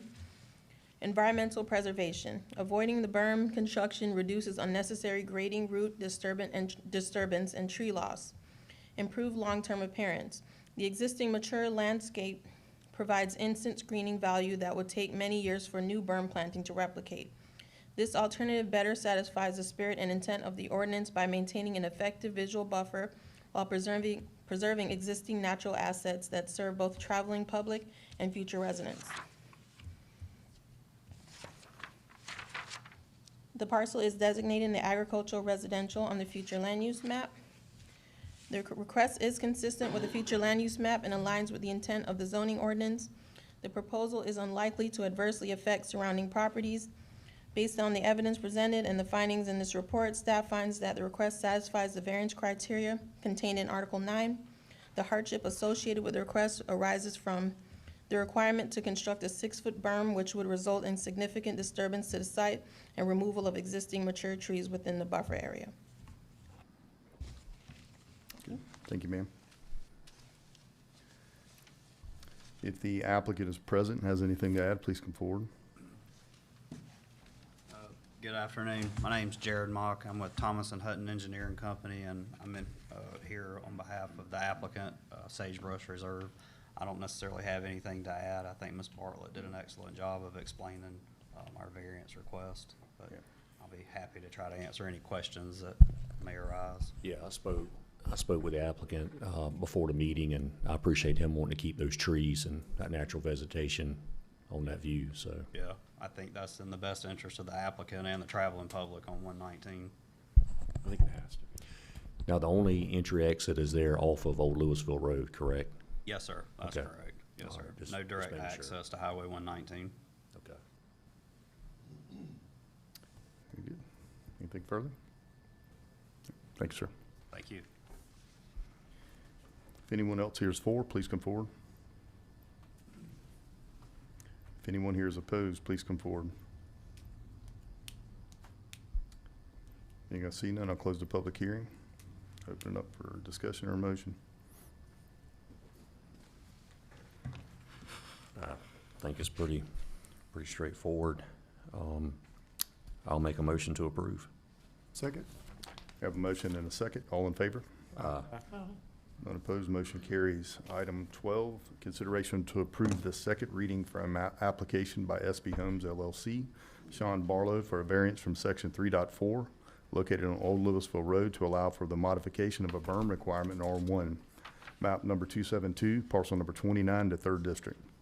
I'll make a motion to approve the second reading. Second? Have a motion and a second. All in favor? None opposed, motion carries. This moves us to new business item number 3.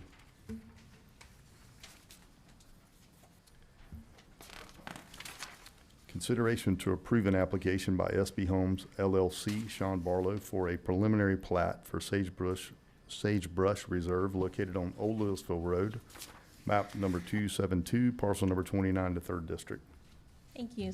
Kimberly Barlett, Senior Planner. The applicant proposes the development of a 45-unit, single-family detached residential subdivision within the R1 zoning district, known as Sagebrush Reserve. The proposed development will consist of lots ranging in size from approximately ½ acre to 3/4 of an acre, providing a low-density residential character consistent with the intent of the R1 zoning classification. The subdivision is designed to offer spacious home sites, promote compatibility with surrounding land uses, and maintain the rural residential atmosphere of the area. The property will be served by public water from City of Guyton and septic.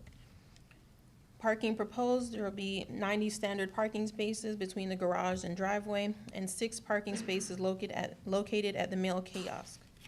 Building heights maximized at 30 feet. Proposed buffers to the north would be 30 feet, south would be 20 feet, including the 6-foot privacy fence, and the west would be 30 feet. Traffic improvement, there will be an addition of a left turn lane is proposed. The applicant meets the R1 open space requirement by providing approximately 5.34% open space. R1 developments of ½ acre or more must provide at least 5% open space. At the July 12, 1994 Board of Commissioners meeting, the property was rezoned from AR1 to R1. Which meeting was that? That was July 12, 1994. Okay. A bit ago. The parcel is designated agricultural residential on the future land use map. The applicant has submitted the preliminary plat in accordance with section 5.2 preliminary plat for major subdivisions of the Effingham County subdivision ordinance. The proposed development meets the applicable zoning requirements of R1, including parking, buffering, open space, and setbacks. Based on the analysis above, staff finds that the proposed development is consistent with the intent of R1 zoning district and compatible with the evolving residential development pattern along Old Louisville Road.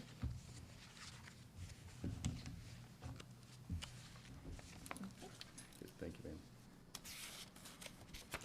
Looks straightforward to me.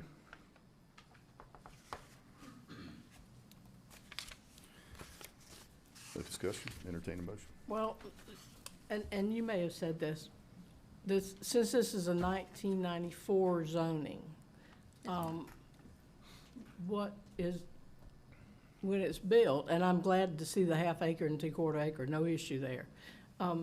But what runs it in terms of ordinances? Do they have to abide by Open space 1994? requirement.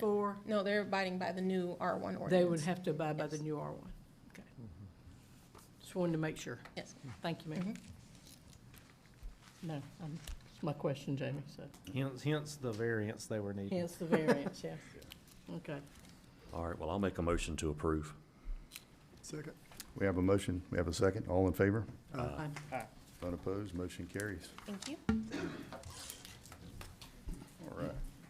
Moving to new business, item 5. Consideration to approve resolution 026-012 to amend the fiscal year 2026 budget. Good afternoon, Mark Barnes, Finance Director. At the previous meeting, the board approved creating the new accounting funds for the special industrial districts.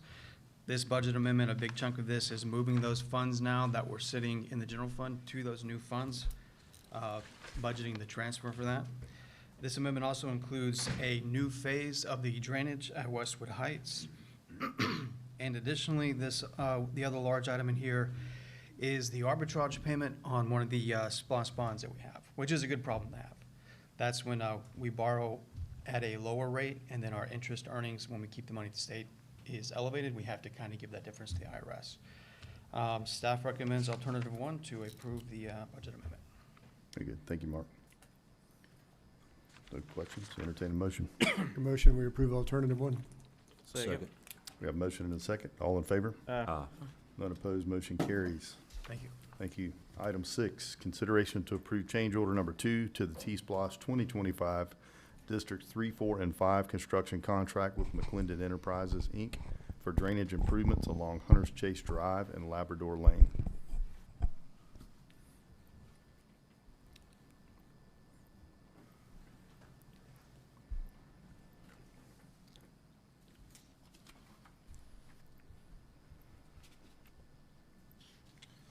Sorry about that. Jonathan Holm, county engineer. Let's see, let me get it straight. This change order is for McClendon Enterprise to be doing stormwater improvements in that neighborhood. There's been ongoing drainage issues since before I've gotten here.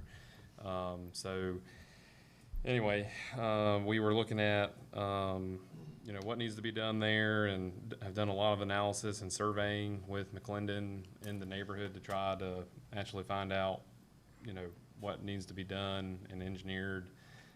So this proposal, what it's doing in a nutshell, is it's going down Labrador Lane. Primarily, that's where the majority of the work's taking place at.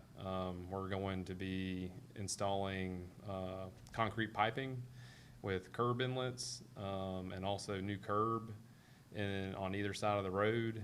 The pipe's mainly on one side of the road. We're trying to minimize the cost, if you can believe that, by doing that. But on top of that, we're gonna be filling in the driveway swales. And so what that'll do is push all the water into the road to be collected on the curb and gutter, and then be collected into the storm pipe. And then it will still be outfalling to the same locations where it's going today. It's just gonna have a lot more efficient way of getting there and being able to collect it, instead of it being in the, you know, the resident's front yard. And, you know, this is why our current ordinances do not allow the driveway swales. Unfortunately, this is, you know, from past design standards that the county was doing a lot of back in the time that this neighborhood was approved. I believe it was like 05, 04. And so the Total amount is $774,296.68. And this will be done first before the roads get resurfaced. We've been holding off on resurfacing the roads until the stormwater got addressed. If this is approved tonight, you know, my recommendation is that we're gonna be posting a flyer on the doors of all the residents that are gonna be affected. That way we can communicate construction schedule and try to get ahead of, you know, the complaints as much as we can, and that way there's some, you know, clear vision for what to expect. And we'll also probably have another, you know, public meeting there at the neighborhood, you know, to try to, you know, help communicate as much as we can, because, I mean, this is gonna be an extensive construction project with residents living there, so we need to. Ripping up driveways and whatnot? Yes, sir. Yeah, so we're gonna have to, you know, tear people's driveways out. They're gonna have to form new driveways, right? They're not gonna be able to park in their driveway because we've got to pour concrete and let that cure for about 3 or 4 days before they can go on top of it. So I mean, it's gonna be a handful, Yeah. But worth it in the end. but worth it in the end. Yes, sir. This is all T-Splosh funded, right? Is it? Yes, the roads portion is. Road portion is? Yeah, and there's some miscellaneous drainage in there as well, so, and then it's gonna be put into next year's budget. So this Okay, I see work actually won't start until July 1st in our new budget, so we're gonna be able to absorb that then. And then there's a budget amendment that we. just Just approved. passed. Yeah, Yep, we just yep, moved that's it. right. It So gave you the money. that's right. So we do have it in the budget, or not this one, actually. I think it's gonna be coming up, for next year's budget. That's right. I'm thinking of Westwood Heights. That's what you guys approved. Sorry. It's coming. It's coming. That's right. So we'll talk about that one in a little bit. It's not as much at the moment, though. No, it's not. No, it's not. So I started talking with these folks 3 or 4 years ago about the road. The roads in there are severely cracked up in this section. You can tell it's water damage. During some of the rough hurricane seasons with all the rain, I'd get pictures and videos of water almost coming in some of the folks' houses that live in the back. So it's been a lot of discussion. Jonathan and I and Lauren went out there, as Jonathan said, met with quite a few folks, let them know what the plan was, and I understand this is a big ticket item, but it'll get rid of a big problem for that neighborhood, and I appreciate staff's work on it and sticking with it. It's been a lot of meetings, a lot of conversations to get to this point. It's good when you have somewhere for the water to go, if all you gotta do is get it there. That's right. Yeah, we did consider a few different options, and this, utilizing the existing drainage, you know, infrastructure that's there is gonna be the least headache. We did consider looking at utilizing a pond that was nearby, but there's all kinds of, you know, septic and other utilities, and we'd have to get an easement, and there's just, you know, I can see why this has been an issue for a long time. So anyway, that's. And I will just add, EOM has done a good job. They've helped out as much as they could in the very back. They helped clean out a ditch and I think got a stump out the way, and that was a big improvement. So, I mean, they've done everything they can within, I guess, legal right of way. I just want, you know, I hate change orders, but in this case, we have to do something. But I'm glad to see that we now have staff on board like Jonathan, and of course some new additions as well, that will hold the developers more accountable so that we don't have to fix, you know, 20 years later, issues like this that the Effingham taxpayers have to pay for. So certainly glad to have you on board and hold everybody to the fire. Yes, ma'am. So Glad to 20 be years here. from now, they won't be blaming you. Time to tell. Time to tell. But yeah, I hope not. There might be some cursing my name today, but maybe 20 years from now, That's it'll right. be okay. I fixed that one. Join the club. That's right. Yeah. So staff's recommending approval of the change order. Very good. Thank you, Jonathan. Yeah, you've Made the cut, buddy, so yeah, your name's out there. All right. With that, no discussion, I'll entertain a motion. I'll make a motion to approve. Second. I have a motion and a second. All in favor? Aye. None opposed, motion carries. Mr. Chairman. Item 7 is Mr. with our Chairman. birthday boy. Yes, if we can hold on this one and allow Jonathan to go ahead and finish presenting his items so that Trey can present number 7 along with number 13, if we can, please. Okay. Very good. We'll move to item 8. Sorry, birthday boy. Consideration to approve amendment number 3 to Johnson,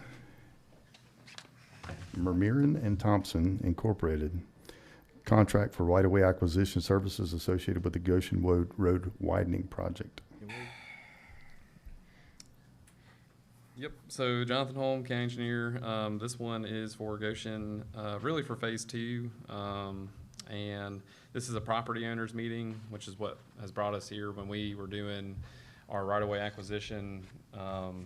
Back when this first got approved, we did not have the extensive right-of-way procedures that we do now. And so, anyway, this change order is just to have JMT there to help field questions. And this is, again, for phase 2, so it's about 50 or so parcels. So it's a lot for, county staff to be able to meet with all the constituents that may or may not show up. So anyway, this helps with, facilitating that public meeting to make the whole right-of-way acquisition process a little bit smoother. And so staff's recommending alternative 1. Jonathan, we're going to do door hangers and things on these as well, and let everybody know before flags go in and Yes, sir. kind of get ahead of the ball game. Also, the redesign we did, I know we had a meeting with the phase 1 constituents. We made changes. Were those changes effective on this phase 2 as well to Yes. reduce that right of way? Yes, Okay, sir. That's great. Yes, Okay. so we have looked at it with the same lens. Same as lens. Phase 1, parcels 1 through 20, and we have made it to the rest of the That's phase 2. awesome. So we'll probably still have some, discrepancies, of course, but we have trimmed it as much as we can with this project. And kept the safety as well, which was a big win. That's another thank you to you and the engineering team who designed. So I appreciate that. Yep, thank you for your patience. Made a lot of people happy. Trying. And we saved some oak trees. Well, I want to see it built before we start getting too excited. Right before we but, start the we'll- victory dance. That's right. I'll be happy once it's Yeah, built. me too. But thank you. All right. Sure. All right. With that, no discussion, I'll entertain a motion. I'll make a motion, we approve alternative 1. Second. I have a motion and a second. All in favor? Aye.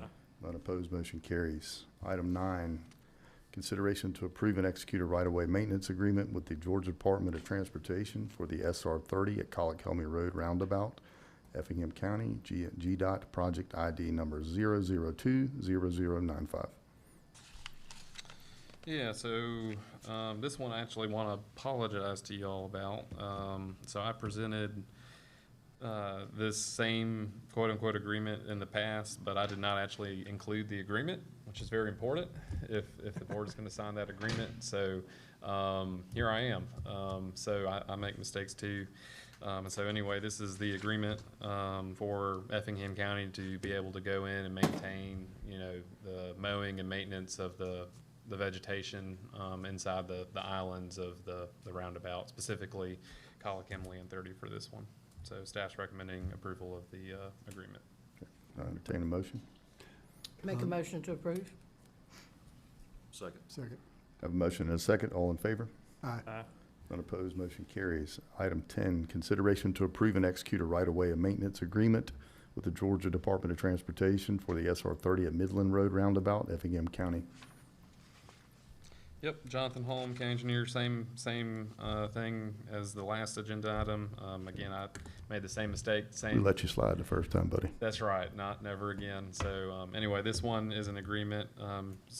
Pretty much, yeah, it is the exact same, but it's just for its next door neighbor, Midland and 30, to be able to do mowing and maintenance of the vegetation in the middle of the roundabout that's currently under design. So staff's recommending approval of the agreement. Thanks, sir. Entertain a motion. Make a motion to approve alternative one. Second. We have a motion and a second. All in favor? Aye. Unopposed, motion Or carries. Timeline on Midland. Midland, so we were going through PFPR right now, finalizing, design, comments that we got back from GDOT. I don't have the schedule right in front of me, but I know we still have to go through right-of-way acquisition, which could, easily be about 9 more months. If I'm wanting to recall offhand, I want to say it was maybe September of. No, that's not right. I just need to get back with you. I'm sorry, I don't It's have okay. the answer. Will GDOT be heading this one up, or we will be in charge of this one? We will be putting it out for a bid and for construction, so we'll actually be managing. Will someone manage this one? This one, Okay. that's right. But they'll have some construction management and oversight as it's in their right of way. So we'll be coordinating with them on it. Good deal. Thank you. Yes, sir. Thanks, sir. Item 11, consideration to approve change order number 3 for Westwood Heights Pipe Replacement Phase 2 with EOM Operations. Yeah, Jonathan Holm, county engineer. This is the one that you guys approved the funding for, at least partially, to get us started with the drainage improvements. So this is a change order, and I know Commissioner Helmy that you don't like that, but this one is actually new scope that's being added on to the project. So the You just need to learn to change the terminology of the change order. Call it. That's right. Well, Yes. it's a change in the contract, so hence Yeah. change order. But Right. Call it So- an And they're enhancement. not always bad. And they're not They're not always always bad. bad. Get a bad No. rap. So this is just additional new scope, but same vicinity of the previous project. I call it almost phase 2. Phase 1, to put it simply, was drainage improvements based off of a H&H or hydrology, stormwater study. And so the ditches got expanded and you got additional pipes being put in. This phase here is to replace all the corrugated metal pipes or plastic pipes that are inside the existing county right-of-way outside of the project, but still in Westwood Heights. So, the reason why we're here is to, hey, all right, good, we've replaced all the pipes that needed it based off of a stormwater analysis. This here is to come in and replace all the pipes that are either collapsing or failing. And so, we're spending a lot of money on this first phase of the project. And so, we want, once we get done, with Westwood Heights, drainage-wise, we want the drainage to work across the entire neighborhood. So this will, be replacing the, essentially what's left in that neighborhood. And then as soon as, if you guys were to approve this here tonight, as soon as this drainage improvements go in, CW Matthews will be coming in right after to resurface the roads. And so, New drainage, new roads. that's right, yes, sir. And this would be, it's through EOM. Jake Patrick is the sub-consultant to EOM, and he's our new contractor who's been knocking it out of the park, and kind of, saving the first phase of the project. So I'm excited that, that we got this proposal from him so we can continue to move. And because of the budget amendment, if this were to be approved tonight, that he would be able to immediately start working on, this next phase and not have to wait to the new fiscal year in July. Does this project is it within Westwood proper, or does it extend out to some of the other roads off of McCall there? It is Westwood Heights, but it is going to be touching the driveways that are on McCall Road. So since we were there, I just went ahead and said, yeah, let's go ahead and replace the roads or the pipes on McCall that need to be upgraded as well, that aren't up to the county's current standard. Gotcha. Similar situation to what Jamie had in District 3, older neighborhood, old standards, Yep. major problems over the years, and Much older neighborhood. yeah, I'm just glad we're able to do this and do it in a great way. And I see EOM came to offer us a discount as well, so thank you for serving, so appreciate you. That's right. I will say we are gonna be purchasing, the pipe ourselves to help save money, and then, you know, with getting the budget amendment, we're saving on mobilization as well. Yeah. Exactly. If this were to get approved Very tonight. good. This is a long time coming. So, Yes, it is. All right, staff's recommending approving the change order. thank you. Yes, sir. No discussion, I'll entertain a motion. Make a motion to approve alternative one. Second. We have a motion and a second. All in favor? Aye. None opposed, motion carries. All right, we'll move to item 7. Yeah. Everyone wish Trey Wilkins happy birthday today. Happy birthday, Trey. Happy birthday. How old are we today, Trey? To you, 53. young man. I'm about to catch up with you. Ted was picking on me. He said, I'm older than him now. Very good. Some people For how have many rougher- days? Some people have a rougher life than others. Consideration to approve change order proposals number 11 from Aikens General Contractors for the Central High School renovation project. Yes, sir. Trey Wilkins, Capital Projects, Project Manager. The change order before you is for some activities that we need done to rip out the existing mud bed for a good bit of the flooring that's being replaced as part of the renovation. We had debated leaving the bed there, but unfortunately, leaving it in the condition it's in would not allow any kind of warranties to be in place. So with the amount of money we're spending for new flooring, recommendation is to allow them to rip the old mud bed out and redo it. Okay. Is mud bed that stuff they put underneath the tile? Gotcha. Good. It's an old building. I will entertain a motion if no discussion. I'll make a motion to approve. Second. Have a motion and a second. All in favor? Aye. Unopposed, motion carries. Item 12, consideration to approve the third amendment to the solid waste collection and disposal agreement between Effingham County and Atlantic Waste Services, Inc. Oh, you're not gonna go ahead and do Trey's too? That's all right. Oh, I'm sorry. I thought he was presenting for both. That's Yeah. okay. All right, we'll skip that. That's fine. We can do 13. Move this all around. All right, consideration to approve change order number 10 for the Central High School construction project with Paul S. Aikens Company Incorporated. Yes, sir. Before you, I mean, this is a considerable amount of money. Just a short history, this goes back to October of last year. We started negotiations with if you recall, the mobile home park on Courthouse Road. Part of those negotiations, we were contemplating a property swap. So part of the conditions of that property swap is we are extending water and sewer down Wallace Street to serve that property. There was some additional changes where we were trying to shift our entrances over far enough to allow for as much property as possible to be developed as part of that mobile home RV park. And honestly, it just took some time. In addition to that, we made the decision to,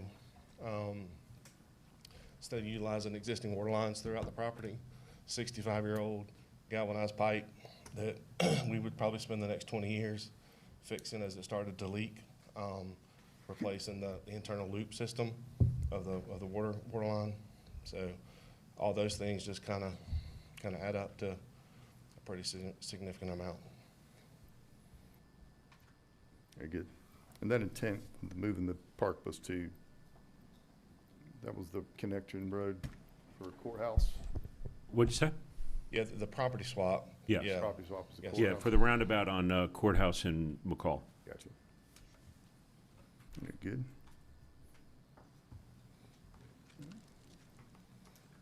Open up to the board for discussion. If any, if not, I'll entertain a motion. I'll make a motion to approve. Second. We have a motion and a second. All in favor? Aye. None opposed, motion carries. Thank you. You covered, Trey. All right, happy birthday, buddy. Thank you. Item 12, consideration to approve the third amendment to the solid waste collection and disposal agreement between Effingham County and Atlantic Waste. Hi, good afternoon. Sydney Edwards, Purchasing Coordinator. We are requesting approval for the third amendment to the solid waste collection and disposal agreement with Atlantic Waste Services. This amendment updates the 2017 agreement to address convenience center operations, neighborhood cleanup events, and residential waste and recycling services. Key updates include revised rates, added operational requirements, new equipment at the convenience center, and 2 annual community cleanup events. The amendment also allows residents to obtain a second container through the contractor for an annual fee. Staff recommends alternative 1. Thank you, ma'am. No discussion, I'll entertain a motion. Make a motion to approve alternative 1. Second. Have a motion and a second, all in favor? Aye. Unopposed, motion carries. Item 14, consideration to approve a contract 25-RFP-114 ambulance remount services to Custom Truck and Body Works Incorporated. Sydney Edwards, Purchasing Coordinator again. We are requesting approval to award RFP number 25-RFP-114 for ambulance remount services to Custom Truck and Body Works Incorporated. This project includes remounting 2 existing ambulance units by transferring the models onto chassis and completing necessary repairs and upgrades to extend their service life. The contract includes 2 base units with a 3rd unit identified as an add alternate that may be brought back to board for approval at a later date if needed. The RFP was issued in March and evaluated based on pricing, experience, approach, delivery schedule, and warranty. And Custom Trucks and Body Works Incorporated was identified as the highest ranked proposer. Staff recommends alternative 1. Good, thank you, ma'am. Does this add vehicles to the fleet, or? It does not. So, so this is, we're taking off the box, getting rid of the chassis, putting it on a new one. Gotcha. And then they're gonna rehab the old box as well, so Gotcha. it'll all look brand new. It's a restoration. Yeah, kind of Very good. No discussion, entertain a motion. make a motion to approve as presented. Second. Have a motion and a second, all in favor? Aye. Unopposed, motion carries. Item 15, consideration to approve the purchase of an Intergreen Alpha Eagle self-propelling hydrostatic machine for Public Works. Say that 5 times That's- I fast, was yep. just thinking the same Sydney thing. Edwards, Purchasing Coordinator.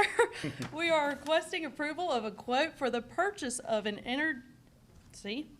Intergreen Alpha Eagle self-propelling hydrostatic machine for Public Works. This will be the 2nd unit of this type for the county and will be used for right-of-way vegetation maintenance in areas that cannot be addressed with traditional mowing equipment.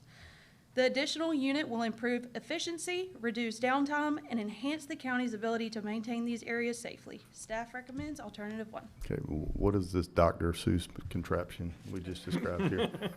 You should have seen them at the buyer's fair at the thing. They had one there. Josh Yeager, EOM Operations. Basically, it's the same thing as the boom axes that everybody knows, the tractor with the arm. This is specially made machine for that. We bought one, I think it was 2 years ago. They work better, they're faster, they're safer, they have a better reach on them. So our existing boom axe, basically we'll take the boom off of that. We'll utilize that tractor as a batwing tractor and then add this into the fleet. Like I say, they are better to run, faster, we can get a lot more done in a hurry. And I've noticed it seems like other entities are going to this machine as well.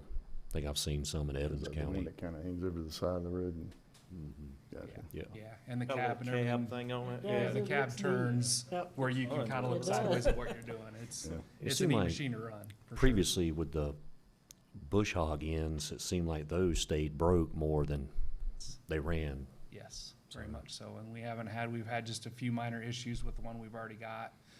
This one, the one we've got, we're gonna change to a different style head. So this should be even more reliable for us, so. Is it like a mulching flail type head, or is it a mow rotary? The one we currently have, it has the rotary. We're Okay. gonna go to more of the cutter style head. Gotcha. So we think that'll be a little more robust. And doesn't these have Don't they have that, you can put attachments on the front and rear of the machine to it? You can. You can. I don't know that we'll probably ever utilize it for that. But still, it's the options there, I guess. Absolutely, absolutely. And they have 100 different options for Yeah. them. We've got one I pulled Yeah, up. Roger found it. It's right Is here. that right? On the It looks like that, but a self-propelling- little different. Yeah, so it's Thing does a lot of stuff. very good. Thank you. All right. You want to say it again? You wanna- No, sir, I'm Okay, good. all right, Thank you, very though. I good. appreciate the offer. Yes, ma'am. All right. No further discussion. Entertain a motion. I'll make a motion to approve the purchase. Second. Have a motion and a second. All in favor? Aye. Unopposed, motion carries. Thank you. Moving into reports from commissioners and administrative staff. Tim, we'll start with you. Yeah, I will just start off with, I don't know if some of you have driven by some of these projects, but it's great to see that they're getting started. The EMS station in Rincon. Finally, they're doing the site work on that. We've got Pinora already underway. We've got the community center in Clio underway. But most importantly, we've got one close to completion. And even though they got it done really quick, it looks absolutely fantastic, and it brings this little park. And I wish I had a before picture from when, before the county took it over. But Meldrum Park is near completion. And I know this is right around graduation, but we do have a ribbon cutting on May 16th at 1 p.m. For anyone who could make it. And so, but if not, please go by and see the park. I mean, it just, Do we have any rendering signs at Clio yet? I know we ordered them. Did we have them in? The renderings of Clio? Stephanie said that. Stephanie Yeah. said there We got, I was- think we ordered them from Edwards. Okay, good. So anyway, lastly, we do have, some of you have already responded to the individual meetings to discuss our budget requests. And I know some of those times didn't work for all you. If anyone just wants to set up an individual, just by all means, just shoot me an email. We'll get you in there. That's all I got. Madam Clerk, you have anything? I don't really have anything, but as I often say to you guys, it's my job to protect you from yourselves. So be sure to acknowledge your wives on Mother's Day on Sunday. Don't forget about that. Don't let that pass you by. My mom. Amen. What about my mama? And moms. Very good, Roger.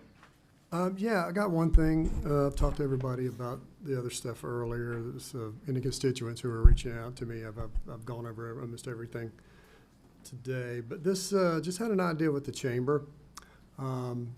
We had a great groundbreaking for the animal shelter, and but the chamber was not aware that we were doing that, or they would have been there. And it's just a communication gap there, and on us too. A lot of us weren't aware that they had a ribbon cutting ceremony. So I'd like to get on the agenda for May 19th to have Susan come in and present maybe at 5, and maybe an idea where we can have more communication between us and the chamber. And kind of the idea would be if something was in Commissioner Deloach's district and there was a grand opening and he could go there, then we'd have a representative from the county. Or if it was a city and county thing, we would, have a coordinated effort. And if Commissioner Deloach couldn't go to that, and I could, we'd always have a representative there, and we'd support small businesses a lot better that way, I think. But I'd love to have more collaboration with the chamber on these things. And it's just a communication gap is all it is. She would, I've already talked with Susan Kraut, and she can be here May 19th at 5. We have our agenda meeting Thursday, right? This Thursday, agenda meeting? Okay. Thank you. Just send an email if you would. Okay. Got anything else? That's it. Very good. Commissioner Deloach? Tim, I'll get with you. I had something come up tomorrow, so I wouldn't be able to make my 1 o'clock budget meeting, but I've see how things go tomorrow, and I've got some pretty open on Friday, but I'll circle back with you on that. Okay. Just want to bring it up again. You know, I know we had the joint meeting with the cities and everything, and it seemed like everybody was receptive on having conversations on a joint water sewer authority. How we keep those conversations going, I don't know. I don't know if we. I just don't know the exact date, but I know Marie, we wanted to, before we really dug into, you know, the details of how this process might work, I wanted to get just the city representatives in there to gauge their interest in it. And so that's the first meeting that we'll set up. So now it'll be with you and More of a staff? more of a smaller, Yes. smaller group. Okay. Exactly. All right, And, good. if everybody's on board, we'll kind of move forward to getting the professionals in there to talk about it. But I, you know, and even if, you know, one of them wants to, not participate now, we can move forward with the other two or one or whoever wants to do it, and then, you know, potentially look at,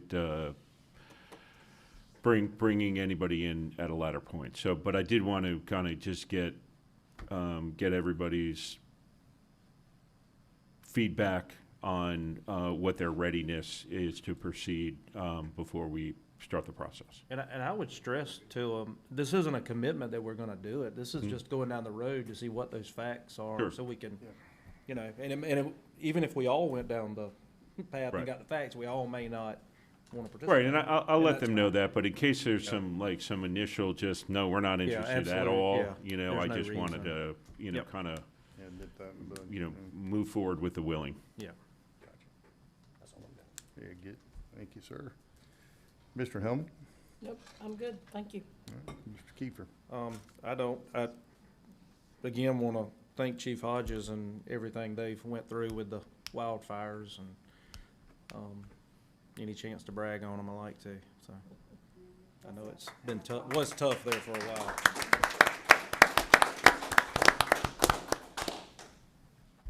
Good. That's it. All right, and I don't have anything. You took my thing, Jim. All right. With that, I understand there's no need for executive session, so I will entertain a motion to adjourn. No minutes to approve? It'll be on the next one. Okay. Well, I will make a motion to adjourn then. I'll second that. We have a motion and a second. All in favor? Aye. Unopposed? That carried. Now, does that have anything to do with this thing?